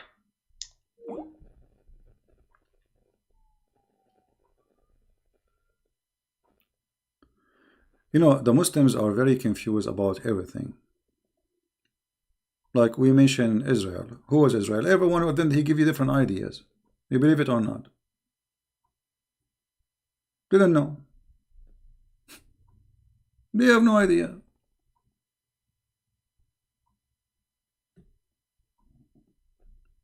What Maryam mean? They don't know. Why she's called Maryam? They don't know. What Abraham mean? They don't know. What Moses mean? They don't know. Why Jibril? His name is Jibril. What Jibril mean? They don't know. Why? Because Islam is a theft. How you can understand a religion if you can't understand even the names and why they are mentioned? Ishmael, what Ishmael mean? They don't know. Because all those names are stolen stories. When you read the Bible, you will find out easy that this is not even a name. Abraham is not a name. Abraham is a description of what this man did. The one who crossed the river. The one who crossed from the other side. Abraham. Every name is a story. There's no names. This is why Muhammad, when he speak about the Pharaoh, he think Pharaoh is the name of the guy. To the point he says, Al Fir'aun. The word Al in Arabic mean like the last name. The last name of this man is etc. So your name is Johnson, Alu Johnson. You know, your last name is Johnson, Alu Johnson. So you will see the Quran is speaking about Alu Ibrahim. Look here. فَقَدْ أَتَيْنَا آلَ إِبْرَاهِيمَ. Okay, what Ala mean? Translation, chapter 4, verse number 54. Okay. The people of Abraham. Who is the people of Abraham? How you say Alu Ibrahim? This is false translation. Alu Ibrahim is the family of Ibrahim, not just the people. Okay. Now Alu Fir'aun. Okay, who is Fir'aun? This guy, his name is Fir'aun? Which Fir'aun? There's many Fir'aun. Alu Fir'aun.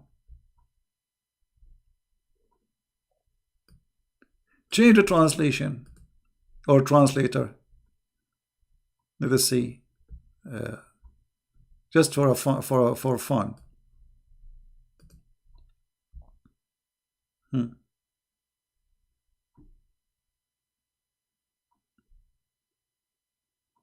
What Alu Fir'aun? All the names mentioned in the Quran, there is no dating, there is no name. Like the Bible speak about who is the king we are talking about. This Pharaoh. Here we do not know who's this guy. When Musa was exist? When Israel was exist? Who is David? What David mean?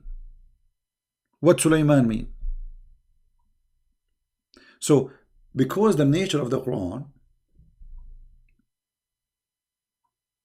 is a collection of stories by others, like, oh, children of Israel. Okay, shouldn't you tell us first who is this guy? His name is Israel. Imagine this book keeps saying children of Israel, once after once after once. Where in the Quran we find the introduction for this person who his name is Israel and the children is called children of Israel? Who is he? There is no introduction. Well, if you go in the Bible, you will see details and the story, how this person, what his name become. So Muhammad is just a liar, a thief. He collects stories as an example. Not necessarily, not limited to this. If you go to this chapter of Al-Kahf, the story of the ant.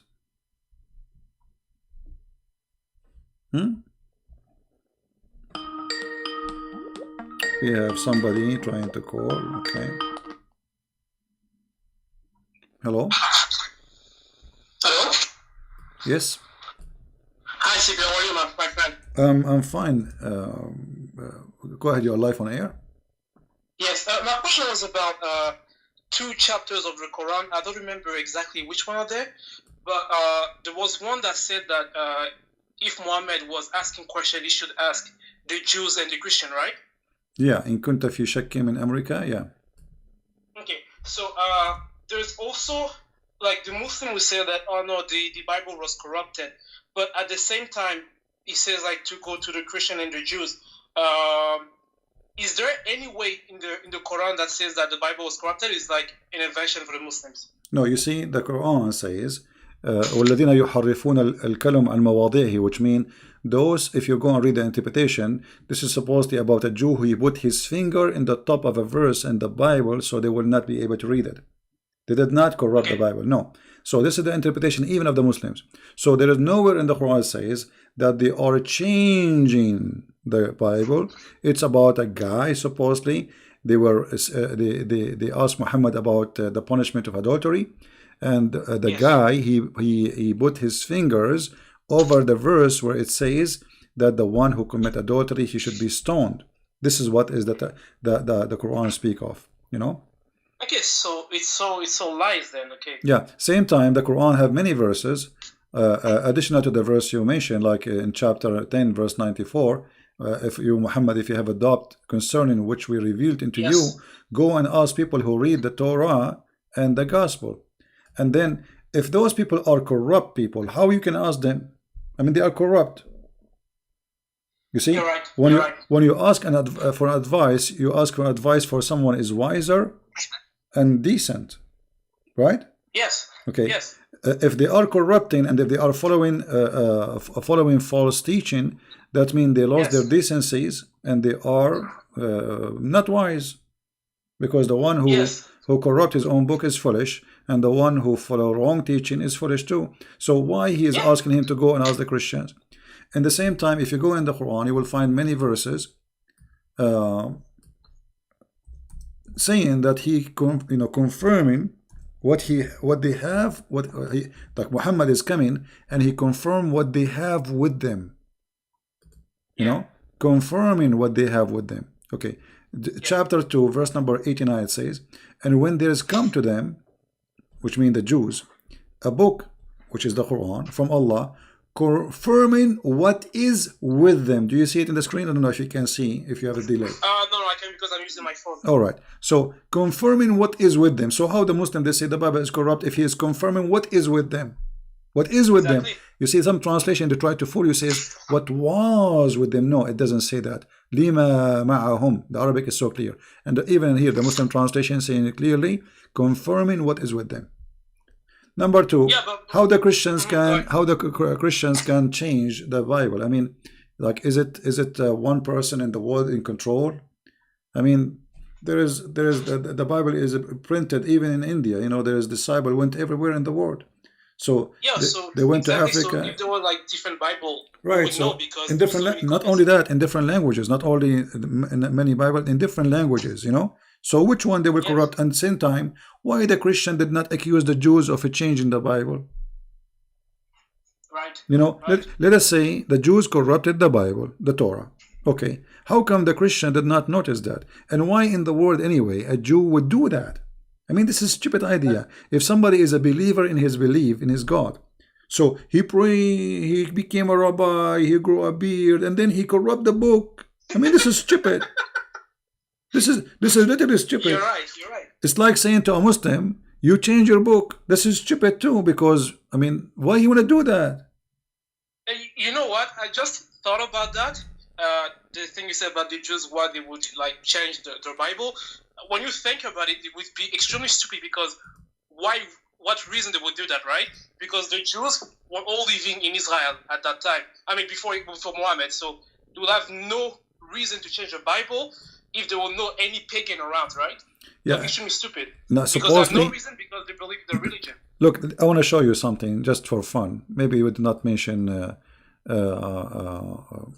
Muhammad. He told them that the Jews, they hate Jibreel, they hate Gabriel. Okay, Muslims, where we can find in the Bible that the Jews, they hate Gabriel? Nowhere.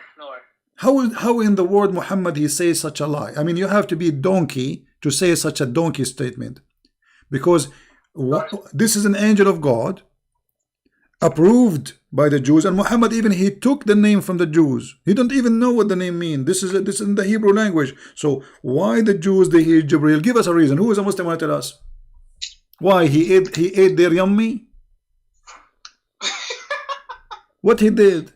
This guy, he plays soccer and he joined the wrong team. You know that phrase proved that Jibreel is Satan, because yes, the Jews hate Satan. They don't hate any angel of God except Satan. Yeah, well, but why the Jews they hate Jibreel? Give us a reason why okay, what is behind the story? Let us say, for the sake of argument, the Jews they hate Jibreel or Gabriel. Why? Yeah. Why? Where the story is coming from? Where Muhammad he got this from? No explanation. You know, no explanation. Muhammad is like a guy who ate like a bad ice cream, poison food, and he have a diarrhea. And wherever he go, he do poo-poo, and people walking behind, and there's a lot of wind. Yeah. You know? Yeah. This is that's what we call anti-Semitism, right? They just hate the Jews for no reason. Well, you know, even if you give a reason, you have to give, like, the Jews, they hate Gabriel, but why? Why Gabriel exactly? What he did? So then, and here you should ask yourself, why the Muslim did not ask Muhammad? Why? If we go in the hadith, look, let me show you. Let me say, find the hadith for that. Here, and this is Sahih al-Bukhari. It says, a guy, he came to him and he asked him 3 questions, and supposedly nobody knows him except a prophet. And the story is hilarious, because the guy who told Muhammad nobody knows the story except a prophet, he himself, he knew the answer, which means he's a prophet too. You know what I mean? Like, if you imagine, you come to me, you call me, you say, CP, I will ask you 3 questions and nobody knows the answer for them except a prophet. All right? And then I give you the answers and you say you are right. This is true. That's mean you know the answer too. Yeah, you're right, because how do you know that? That's mean you are a prophet. I mean, the stupid of donkeys. And look here, it says. So they ask him, what is the first meal? Like, what is the first portent of the hour? What is the look how serious the question? What is the first meal in the judgment day? And then in the paradise, sorry. And what makes the baby look like the father? And here they give him the answer. And look what Muhammad said.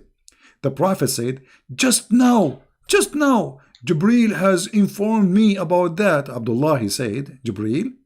The prophet said, yes. Abdullah said, he is among the angels, is the enemy of the Jews. Muslims, why the Jews, they hate this Jibreel? And then Muhammad, he gave us his intelligence, and he said, what resembled the baby? He said, if the man have discharged first, read with me, and if the man discharge proceed of the women, then the child resembled the father. And this is who told him that? Jibreel. This is why if I get married, I will never have discharge first. I don't want my son to look like me. That's disgusting. You know? You know, every time I read the hadith and sometimes the Quran, I have the feeling like Muhammad was trying to make fun of the Muslims, or I don't know, it's so silly that no one can see that kind of stuff and, have a straight face. It's impossible. You must be like making fun of me if you're saying that to myself, right? Well, because there's so many stupid stuff in the Quran and the hadith, so it's so amazing. Yeah. Well, we laugh and the Muslims have no answers. And the Muslim, they say we refute him. Refute me, here we go. Yeah, Mimi Jab. Yeah, Mimi Fufu. All right, my friend. Anything else you want to say? No, I have a nice one, my friend. All right, thank you. Thank you very much, and God bless you. You too. Bye-bye. Yeah, actually, it's good to hear from, wonderful Christians, to hear their opinion and what they like to say and to share with us. I have a question about why Christ come for the Jews while they already do all been told by God in the Torah. I'm not sure what you mean. While they already do all been told by God. Well, you see, being a Jew does not mean you are saved. See, the Jews, first of all, they are the only one who worship the true God. So it's very normal for the Messiah, who the Jews are waiting for him anyway. They are promised. They've been taught about him. So he will come and he will be of the Jews. So he come to the Jews for many reasons. Number one, those are the people who choose him, which means they choose to worship the true God. And he is the one who chose them to come to them, through them. Secondly, the Jews are not saved unless they have the correct... just give me a second, please. I will call you back. Let me answer this person. I will call you back, the one I hang up on you. So the Messiah, he come for the Jews for a very simple reason. First, it's time for him to come. Secondly, he will come through who? Those are the people who believe in him. Those are the people who are waiting for him. And those are the people who he promised they will come to them. So why he will not? So you will see that all the stories, like when Jesus said that Abraham, he saw my day, and he rejoiced for seeing it. Abraham is not a stranger. Abraham is the grandfather of the Jews. So this is a family who decide to believe in God out of all the world, when everybody was worshiping idols, everybody worshiping rocks and stones, this family and this man and his wife and his family after him, they decide to follow the true God. So it's very normal for the Messiah to come. Now, the Jews, they've been taught everything in the Torah, including that the Messiah will come. So if you are talking about why the Messiah, he came because in the Torah still saying to them that the Messiah will come. And until now, actually, there's many Jews are waiting for the Messiah to come. So he come to them first because he promised them. Secondly, to explain to them many things they have wrong. As an example, the Jews, they've been given orders to observe, like Sabbath. The Messiah, he said to them, Sabbath was made for the man, not the man was made for Sabbath, which means the Jews, they have a wrong understanding of their own scriptures for a long time. It's been said to you, but I say to you. So they have a statement said to them, but they have wrong understanding. The same when they went after the women to stone her. He said to them, well, if one of you, he have no sin, stone her. Which means you are a bunch of hypocrites going after this poor woman. So the coming of the Messiah is to fulfill, as he said, to complete. It's not completed yet. Same time, to bring salvation for mankind, all mankind, not only the Jews. So he come through the Jews, but he's not only coming to the Jews, he's coming for all mankind. This is why he said they have sheep out of this. This is why he said, I am not of this world, I am from above. So he came through the Jews, for he promised the Jews, and the Jews waiting for him. In the same time, he is coming not only for the Jews, he's coming for all of us to bring salvation. All right? Let us see the person who is trying to call. I will call you back.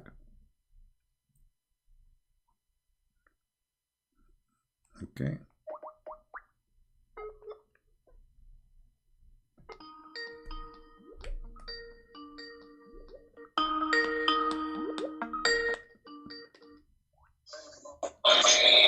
Hello? Please mute YouTube. Mute YouTube before you call me. Mute YouTube before you call me, please. Okay, I have to hang up. Before anyone call me or talk to me, mute YouTube. Before you answer Skype, if I am calling you, be sure you mute YouTube, then take the call. All right, hello? Hello, Christian Beans. Yes, my friend, go ahead. You are live on air. Yes, hi. It's me again. It's me, Sundar from Nepal. Hey, my friend, how are you? Nepal, that's wonderful. How is Nepal going? How's life there? Well, it's still the same, you know. Yeah, okay. But I'm fine. Thank you for asking. Yeah, I remember you. You are the person who became a Christian from Nepal, right? Well, yes, I'm yes, you can say that. I would like to say that yes, I'm a Christian from Nepal. All right. Okay. What do you like to say to us, my friend? Go ahead. Well, I have one of these things going on in my mind a long time already, because you know this. The Muslims, they always say that how can God can kill his son? That Jesus was not the one who was crucified. Why would God punish his own son by crucifying and killing him in the cross, right? Mm-hmm. So, but as you are the expert already, I would like to know. I lost you. Yeah, he have a bad internet. All right, I will answer your question. First of all, who said that God, he killed his son? Who said that? Where it says that? Where in the Bible it says that God, he killed his son? That is a stupid lie. Go ahead. Hello, I'm sorry. Yeah, it's okay. We lost you. Go ahead. Continue. Yeah, and my point is, like, do they believe that Jesus was whipped and he was hit and he was scolded by the Jews and he was put the throne was kept on his head and he was brutally beaten by the soldiers and even the people, and he was like he carried the crosses all the way to the Golgotha Calvary, And do they all these Muslims they believe this one, or they just want to stick with that Jesus No, was not crucified? the Muhammadan, they believe that the Messiah never been crucified. All those stories does not exist for them. However, their reasoning is beating them, not for their benefit, because you just say the Muslim, they say to you, how God he killed his son, right? Okay. They have always this claim that how can God punish his son? Like, Okay, hold on. God is, if he is so lovable, All right. why would he punish his son for us? Okay, we will go and use their logic. Always use their logic so we can laugh. Always use their logic because it's stupid logic.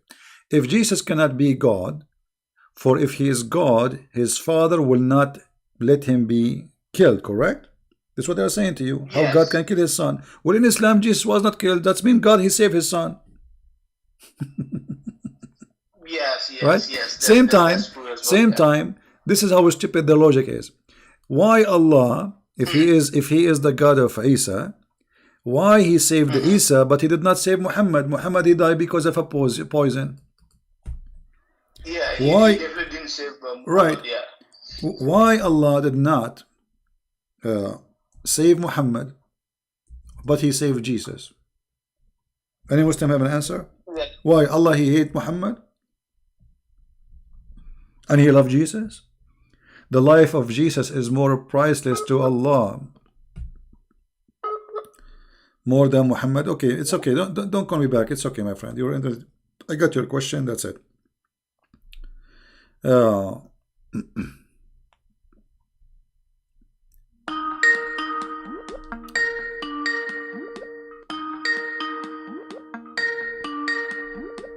I don't even see the caller. I don't know where.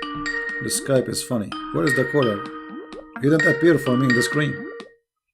I see somebody is calling, but I don't.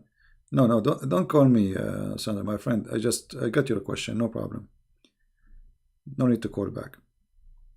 So, if Jesus cannot, if their logic, if Jesus is the Son of God, there is no way his father will kill him. Okay, I will go with your logic. Well, that's mean Jesus Son of God in Islam. This is number one. Proving that you are stupid in the way you think. Secondly, where in the Bible it says that God he killed his son? That's stupid of you. Jesus said, nobody can take myself, but I lay down myself by willingly. Only me, I lay down myself. And God knowing about what the Jews will do doesn't mean that God he killed Jesus, the Father and the Son. No, the Messiah, he knew even what they would do. He knew who was going to give him up. My friend, there is no need to call him again. That's it. I'm going to exit actually Skype because we have enough for today. Otherwise, this is endless. I apologize.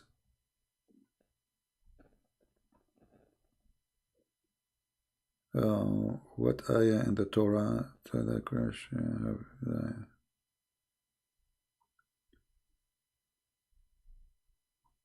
Okay, Jew thought that the Messiah will come. Yeah, will the you see, the Messiah he quote there's many. You can go right now searching Google, Prophet Google, peace upon him, prophecies in the Old Testament about the Messiah. You will find endless. But one of them, which is Messiah, he quote for the Jews. He said, "What do you say about Christ?" They said he is the son of David. He said, if he is a son of David, then why he call him God? And about the Messiah, he will, die. Where in the Torah it says the Messiah he will not die? Nowhere. You see, when somebody give you a question, and the question is like to make it, let us say, mission impossible. Can you show me where in the Torah it says he will die or not die? What they are talking about? So the Muslim is excuse only. I'm not going to believe whatever you say just because Muhammad he said he wasn't killed. But if you go in the Quran, you will find the Quran confirming the crucifixion of Jesus. How we can prove that? Read carefully with me.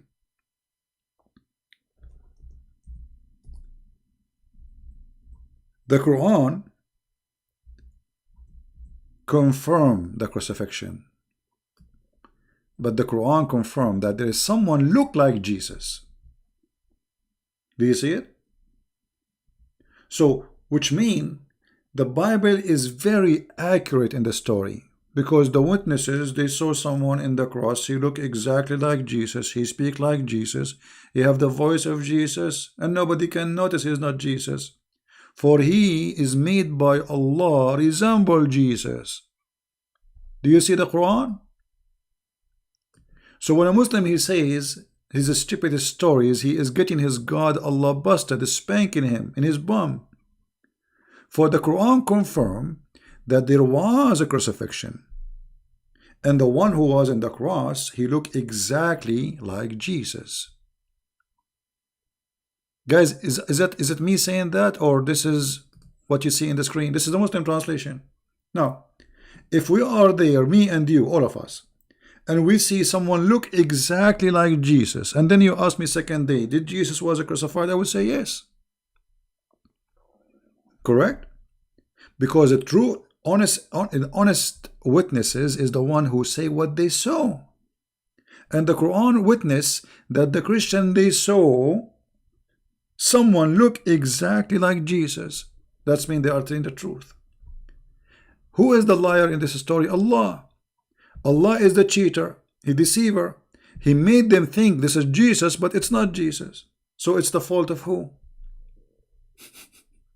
Do you see how stupid the Quran is? This is officially a stupid book. This is a certified stupid book. Because if you make me see Isa in the cross, and what is the purpose of this? Ask yourself. You see, you have just like try to focus and think deeply. Okay, Allah want to save Jesus. No problem. Do he need to do this? In fact, the Messiah already is taken up to heaven. Why he need this guy? What does resemble Jesus for? I mean, what this is for? This is stupid. And how many people in the world they resemble Isa? To the point nobody noticed that this is not Isa. I mean, do you see how stupid the story? So this verse in the Quran confirm that they saw someone look exactly like Jesus. That means it is Jesus until you prove the opposite. Do you understand me? Do you understand, guys, the logic? This is very logical. As long as you agree that the one who was on the cross looked exactly like Jesus, well, you have to prove that this is not Jesus. Because now, until now, what we have from the Quran, it is Jesus. He looked like Jesus, so it's Jesus. Even his mother, she could not recognize that it's not him. So the Quran itself proved to us that the story in the Bible is true, because the Bible is written by the witnesses who witnessed what happened to Jesus, and the Quran says yes, they saw that. They saw someone look like Jesus. But Allah is a liar. My friend, how I can even read what you are writing for me? Omati, God, ha, virgin, I don't know what is that. Indonesian language. That's why I say the Quran is a book written by a stupid idiot guy. His name is not Muhammad, his name is Qatham. And by the way, there's a Muslim, he says to in the where it says that Qatham was the uncle of Muhammad. Open Ibn Kathir, you donkey. I mean, those who they are making videos to refute me, they are donkeys. Certified donkeys.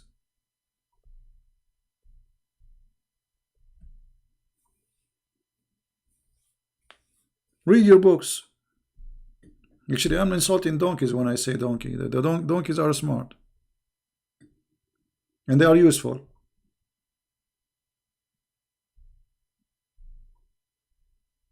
Very useful animals. They harm nobody. They are peaceful. And they are very useful. Right?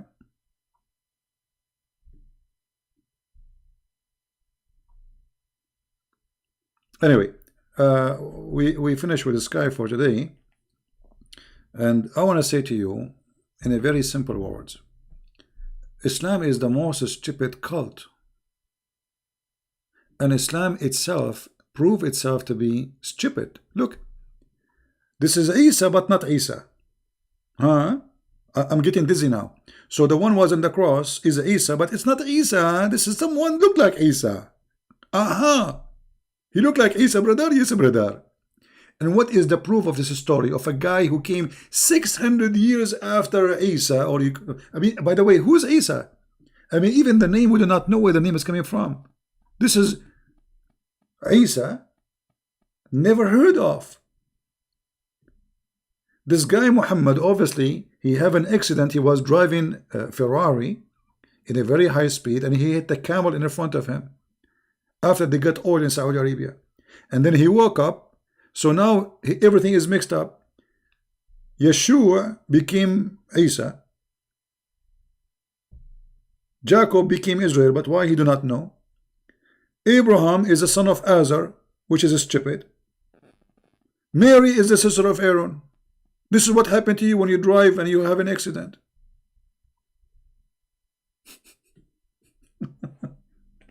Right?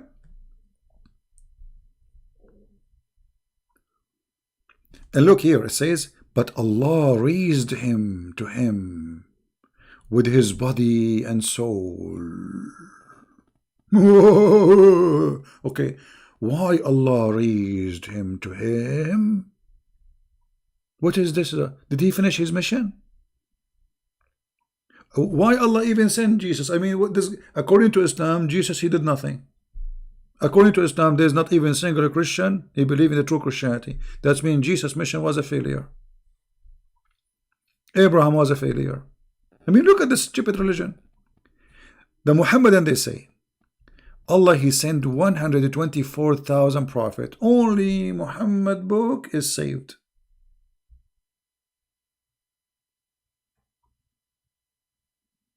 Right?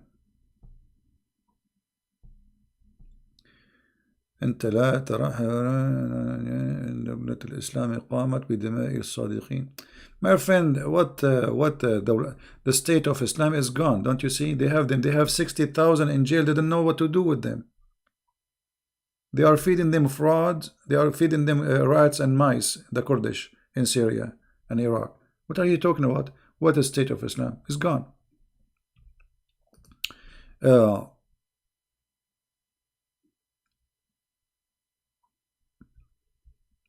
And look, just to show you how stupid this religion is. The verse before it have nothing to do with the verse after it.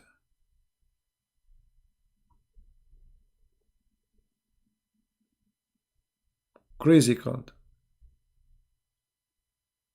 Muhammad, he came 600 years.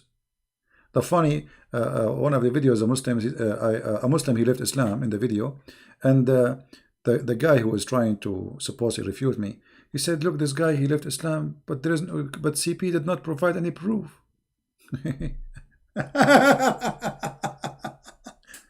I'm using their book, and he admitted that there's no proof. And where is the proof that this has happened? You see, in Islam, even if you borrow $10, you have to bring 2 witnesses. Where is the 2 witnesses that Isa was not in the cross? Just 2 witnesses.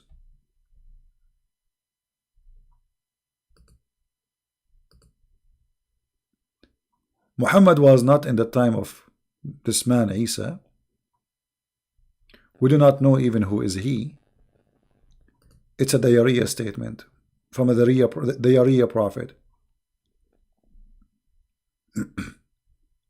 A prophet who pee as a woman. A prophet who have no jealousy for his God.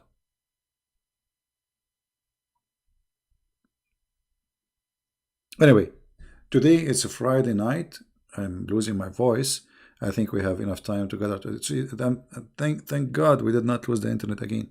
So I hope we have a good time. I will try always every Friday to open my Skype for people to call. So people, they can call me and we can share together. And I will do my best to answer you. All right?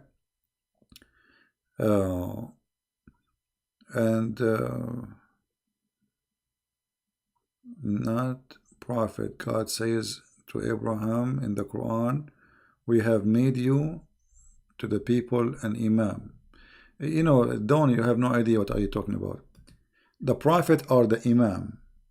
The prophets are the imam, because when there's a prophet exists, there's nobody can lead except him, for he is the imam. You are ignorant. You don't even know what the word imam means. It is the one who lead the prayer, and if the prophet exists, he is the highest between them, so he will lead.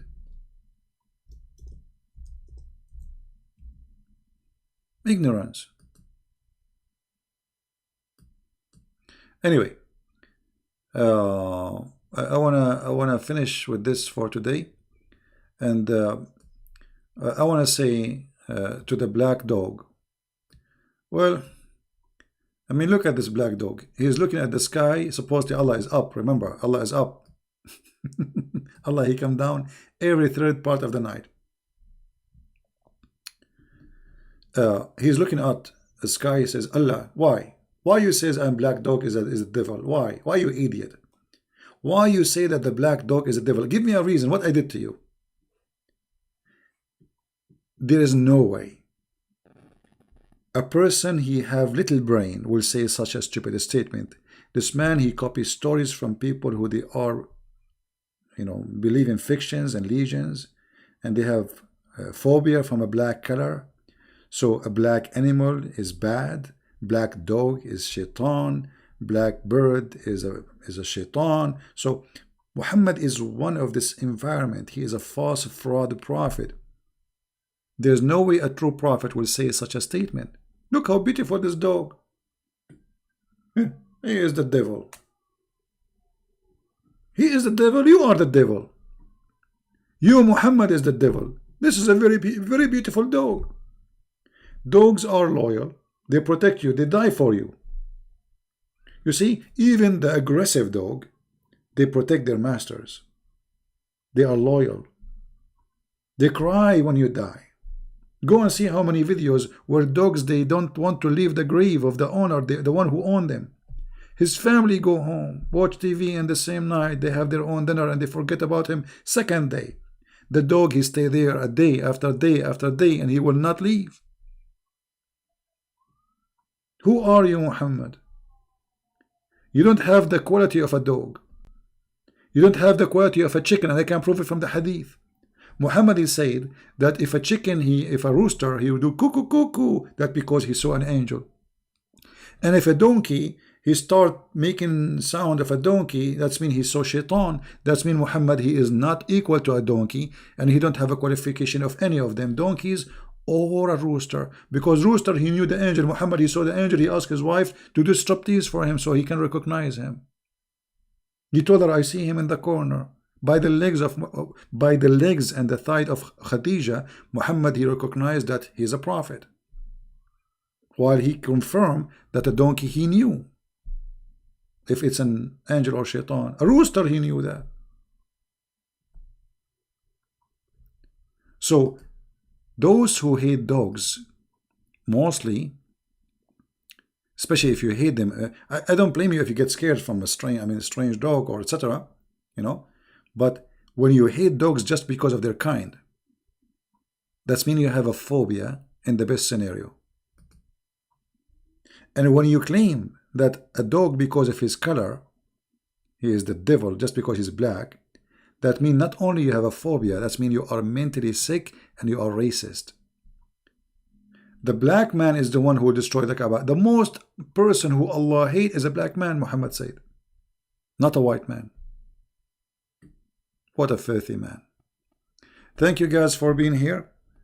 I appreciate all of you, and I hope that Muslims will learn and Christians will learn, and all of us will learn from each other. Life is like a train of with the stations of knowledge. So each time we stop in a station, we should learn something. Otherwise, why we are in this train? Life without you, me as a human being, the proof of my existence is my brain thinking, learning. Otherwise, what I am. So learning is great. There's one thing only can grow with you, knowledge. The rest will not. Your youth will go. Your skin will have wrinkles. Your healthy body will demolish slowly, like a candle.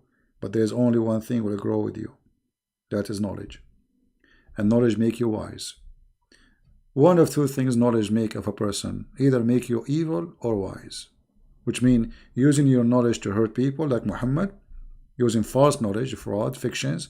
Those are naive people, fooling them with the black dog is the devil. So he is using the knowledge of deceiving. Superstition stories. Using it against those naive. Right?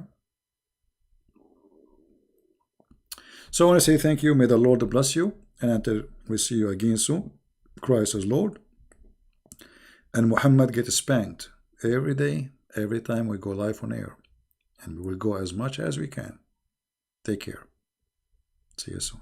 Bye-bye. And enjoy your weekend. Don't forget that. And by the way, again, I remind you to pray for our friend and anyone.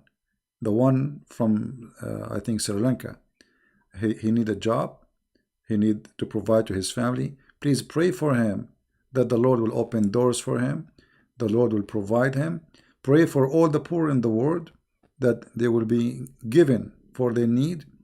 They will be supported for the need support. For, we are Christians, we are a family. Pray for all poor, not only Christians, Muslims, Hindus, everybody. Poor are beloved people by God, but they need help. So we pray that the Lord, He will open doors for them so they can provide for their family, for their children. They can live a decent life and nobody can take, advantage of them. And nobody can humiliate them. So they can be respected and live with dignity of a human being as a child of God, as God He wanted us to be. So we pray for this gentleman and we pray for everybody. We pray for all of you, your health. We pray that you stay stable with your mind, because if we lose that mind, we lose everything. And we pray that all of us, we will have a good time for this weekend with our family, our friends, and do good wherever we are. Thank you and God bless. Take care.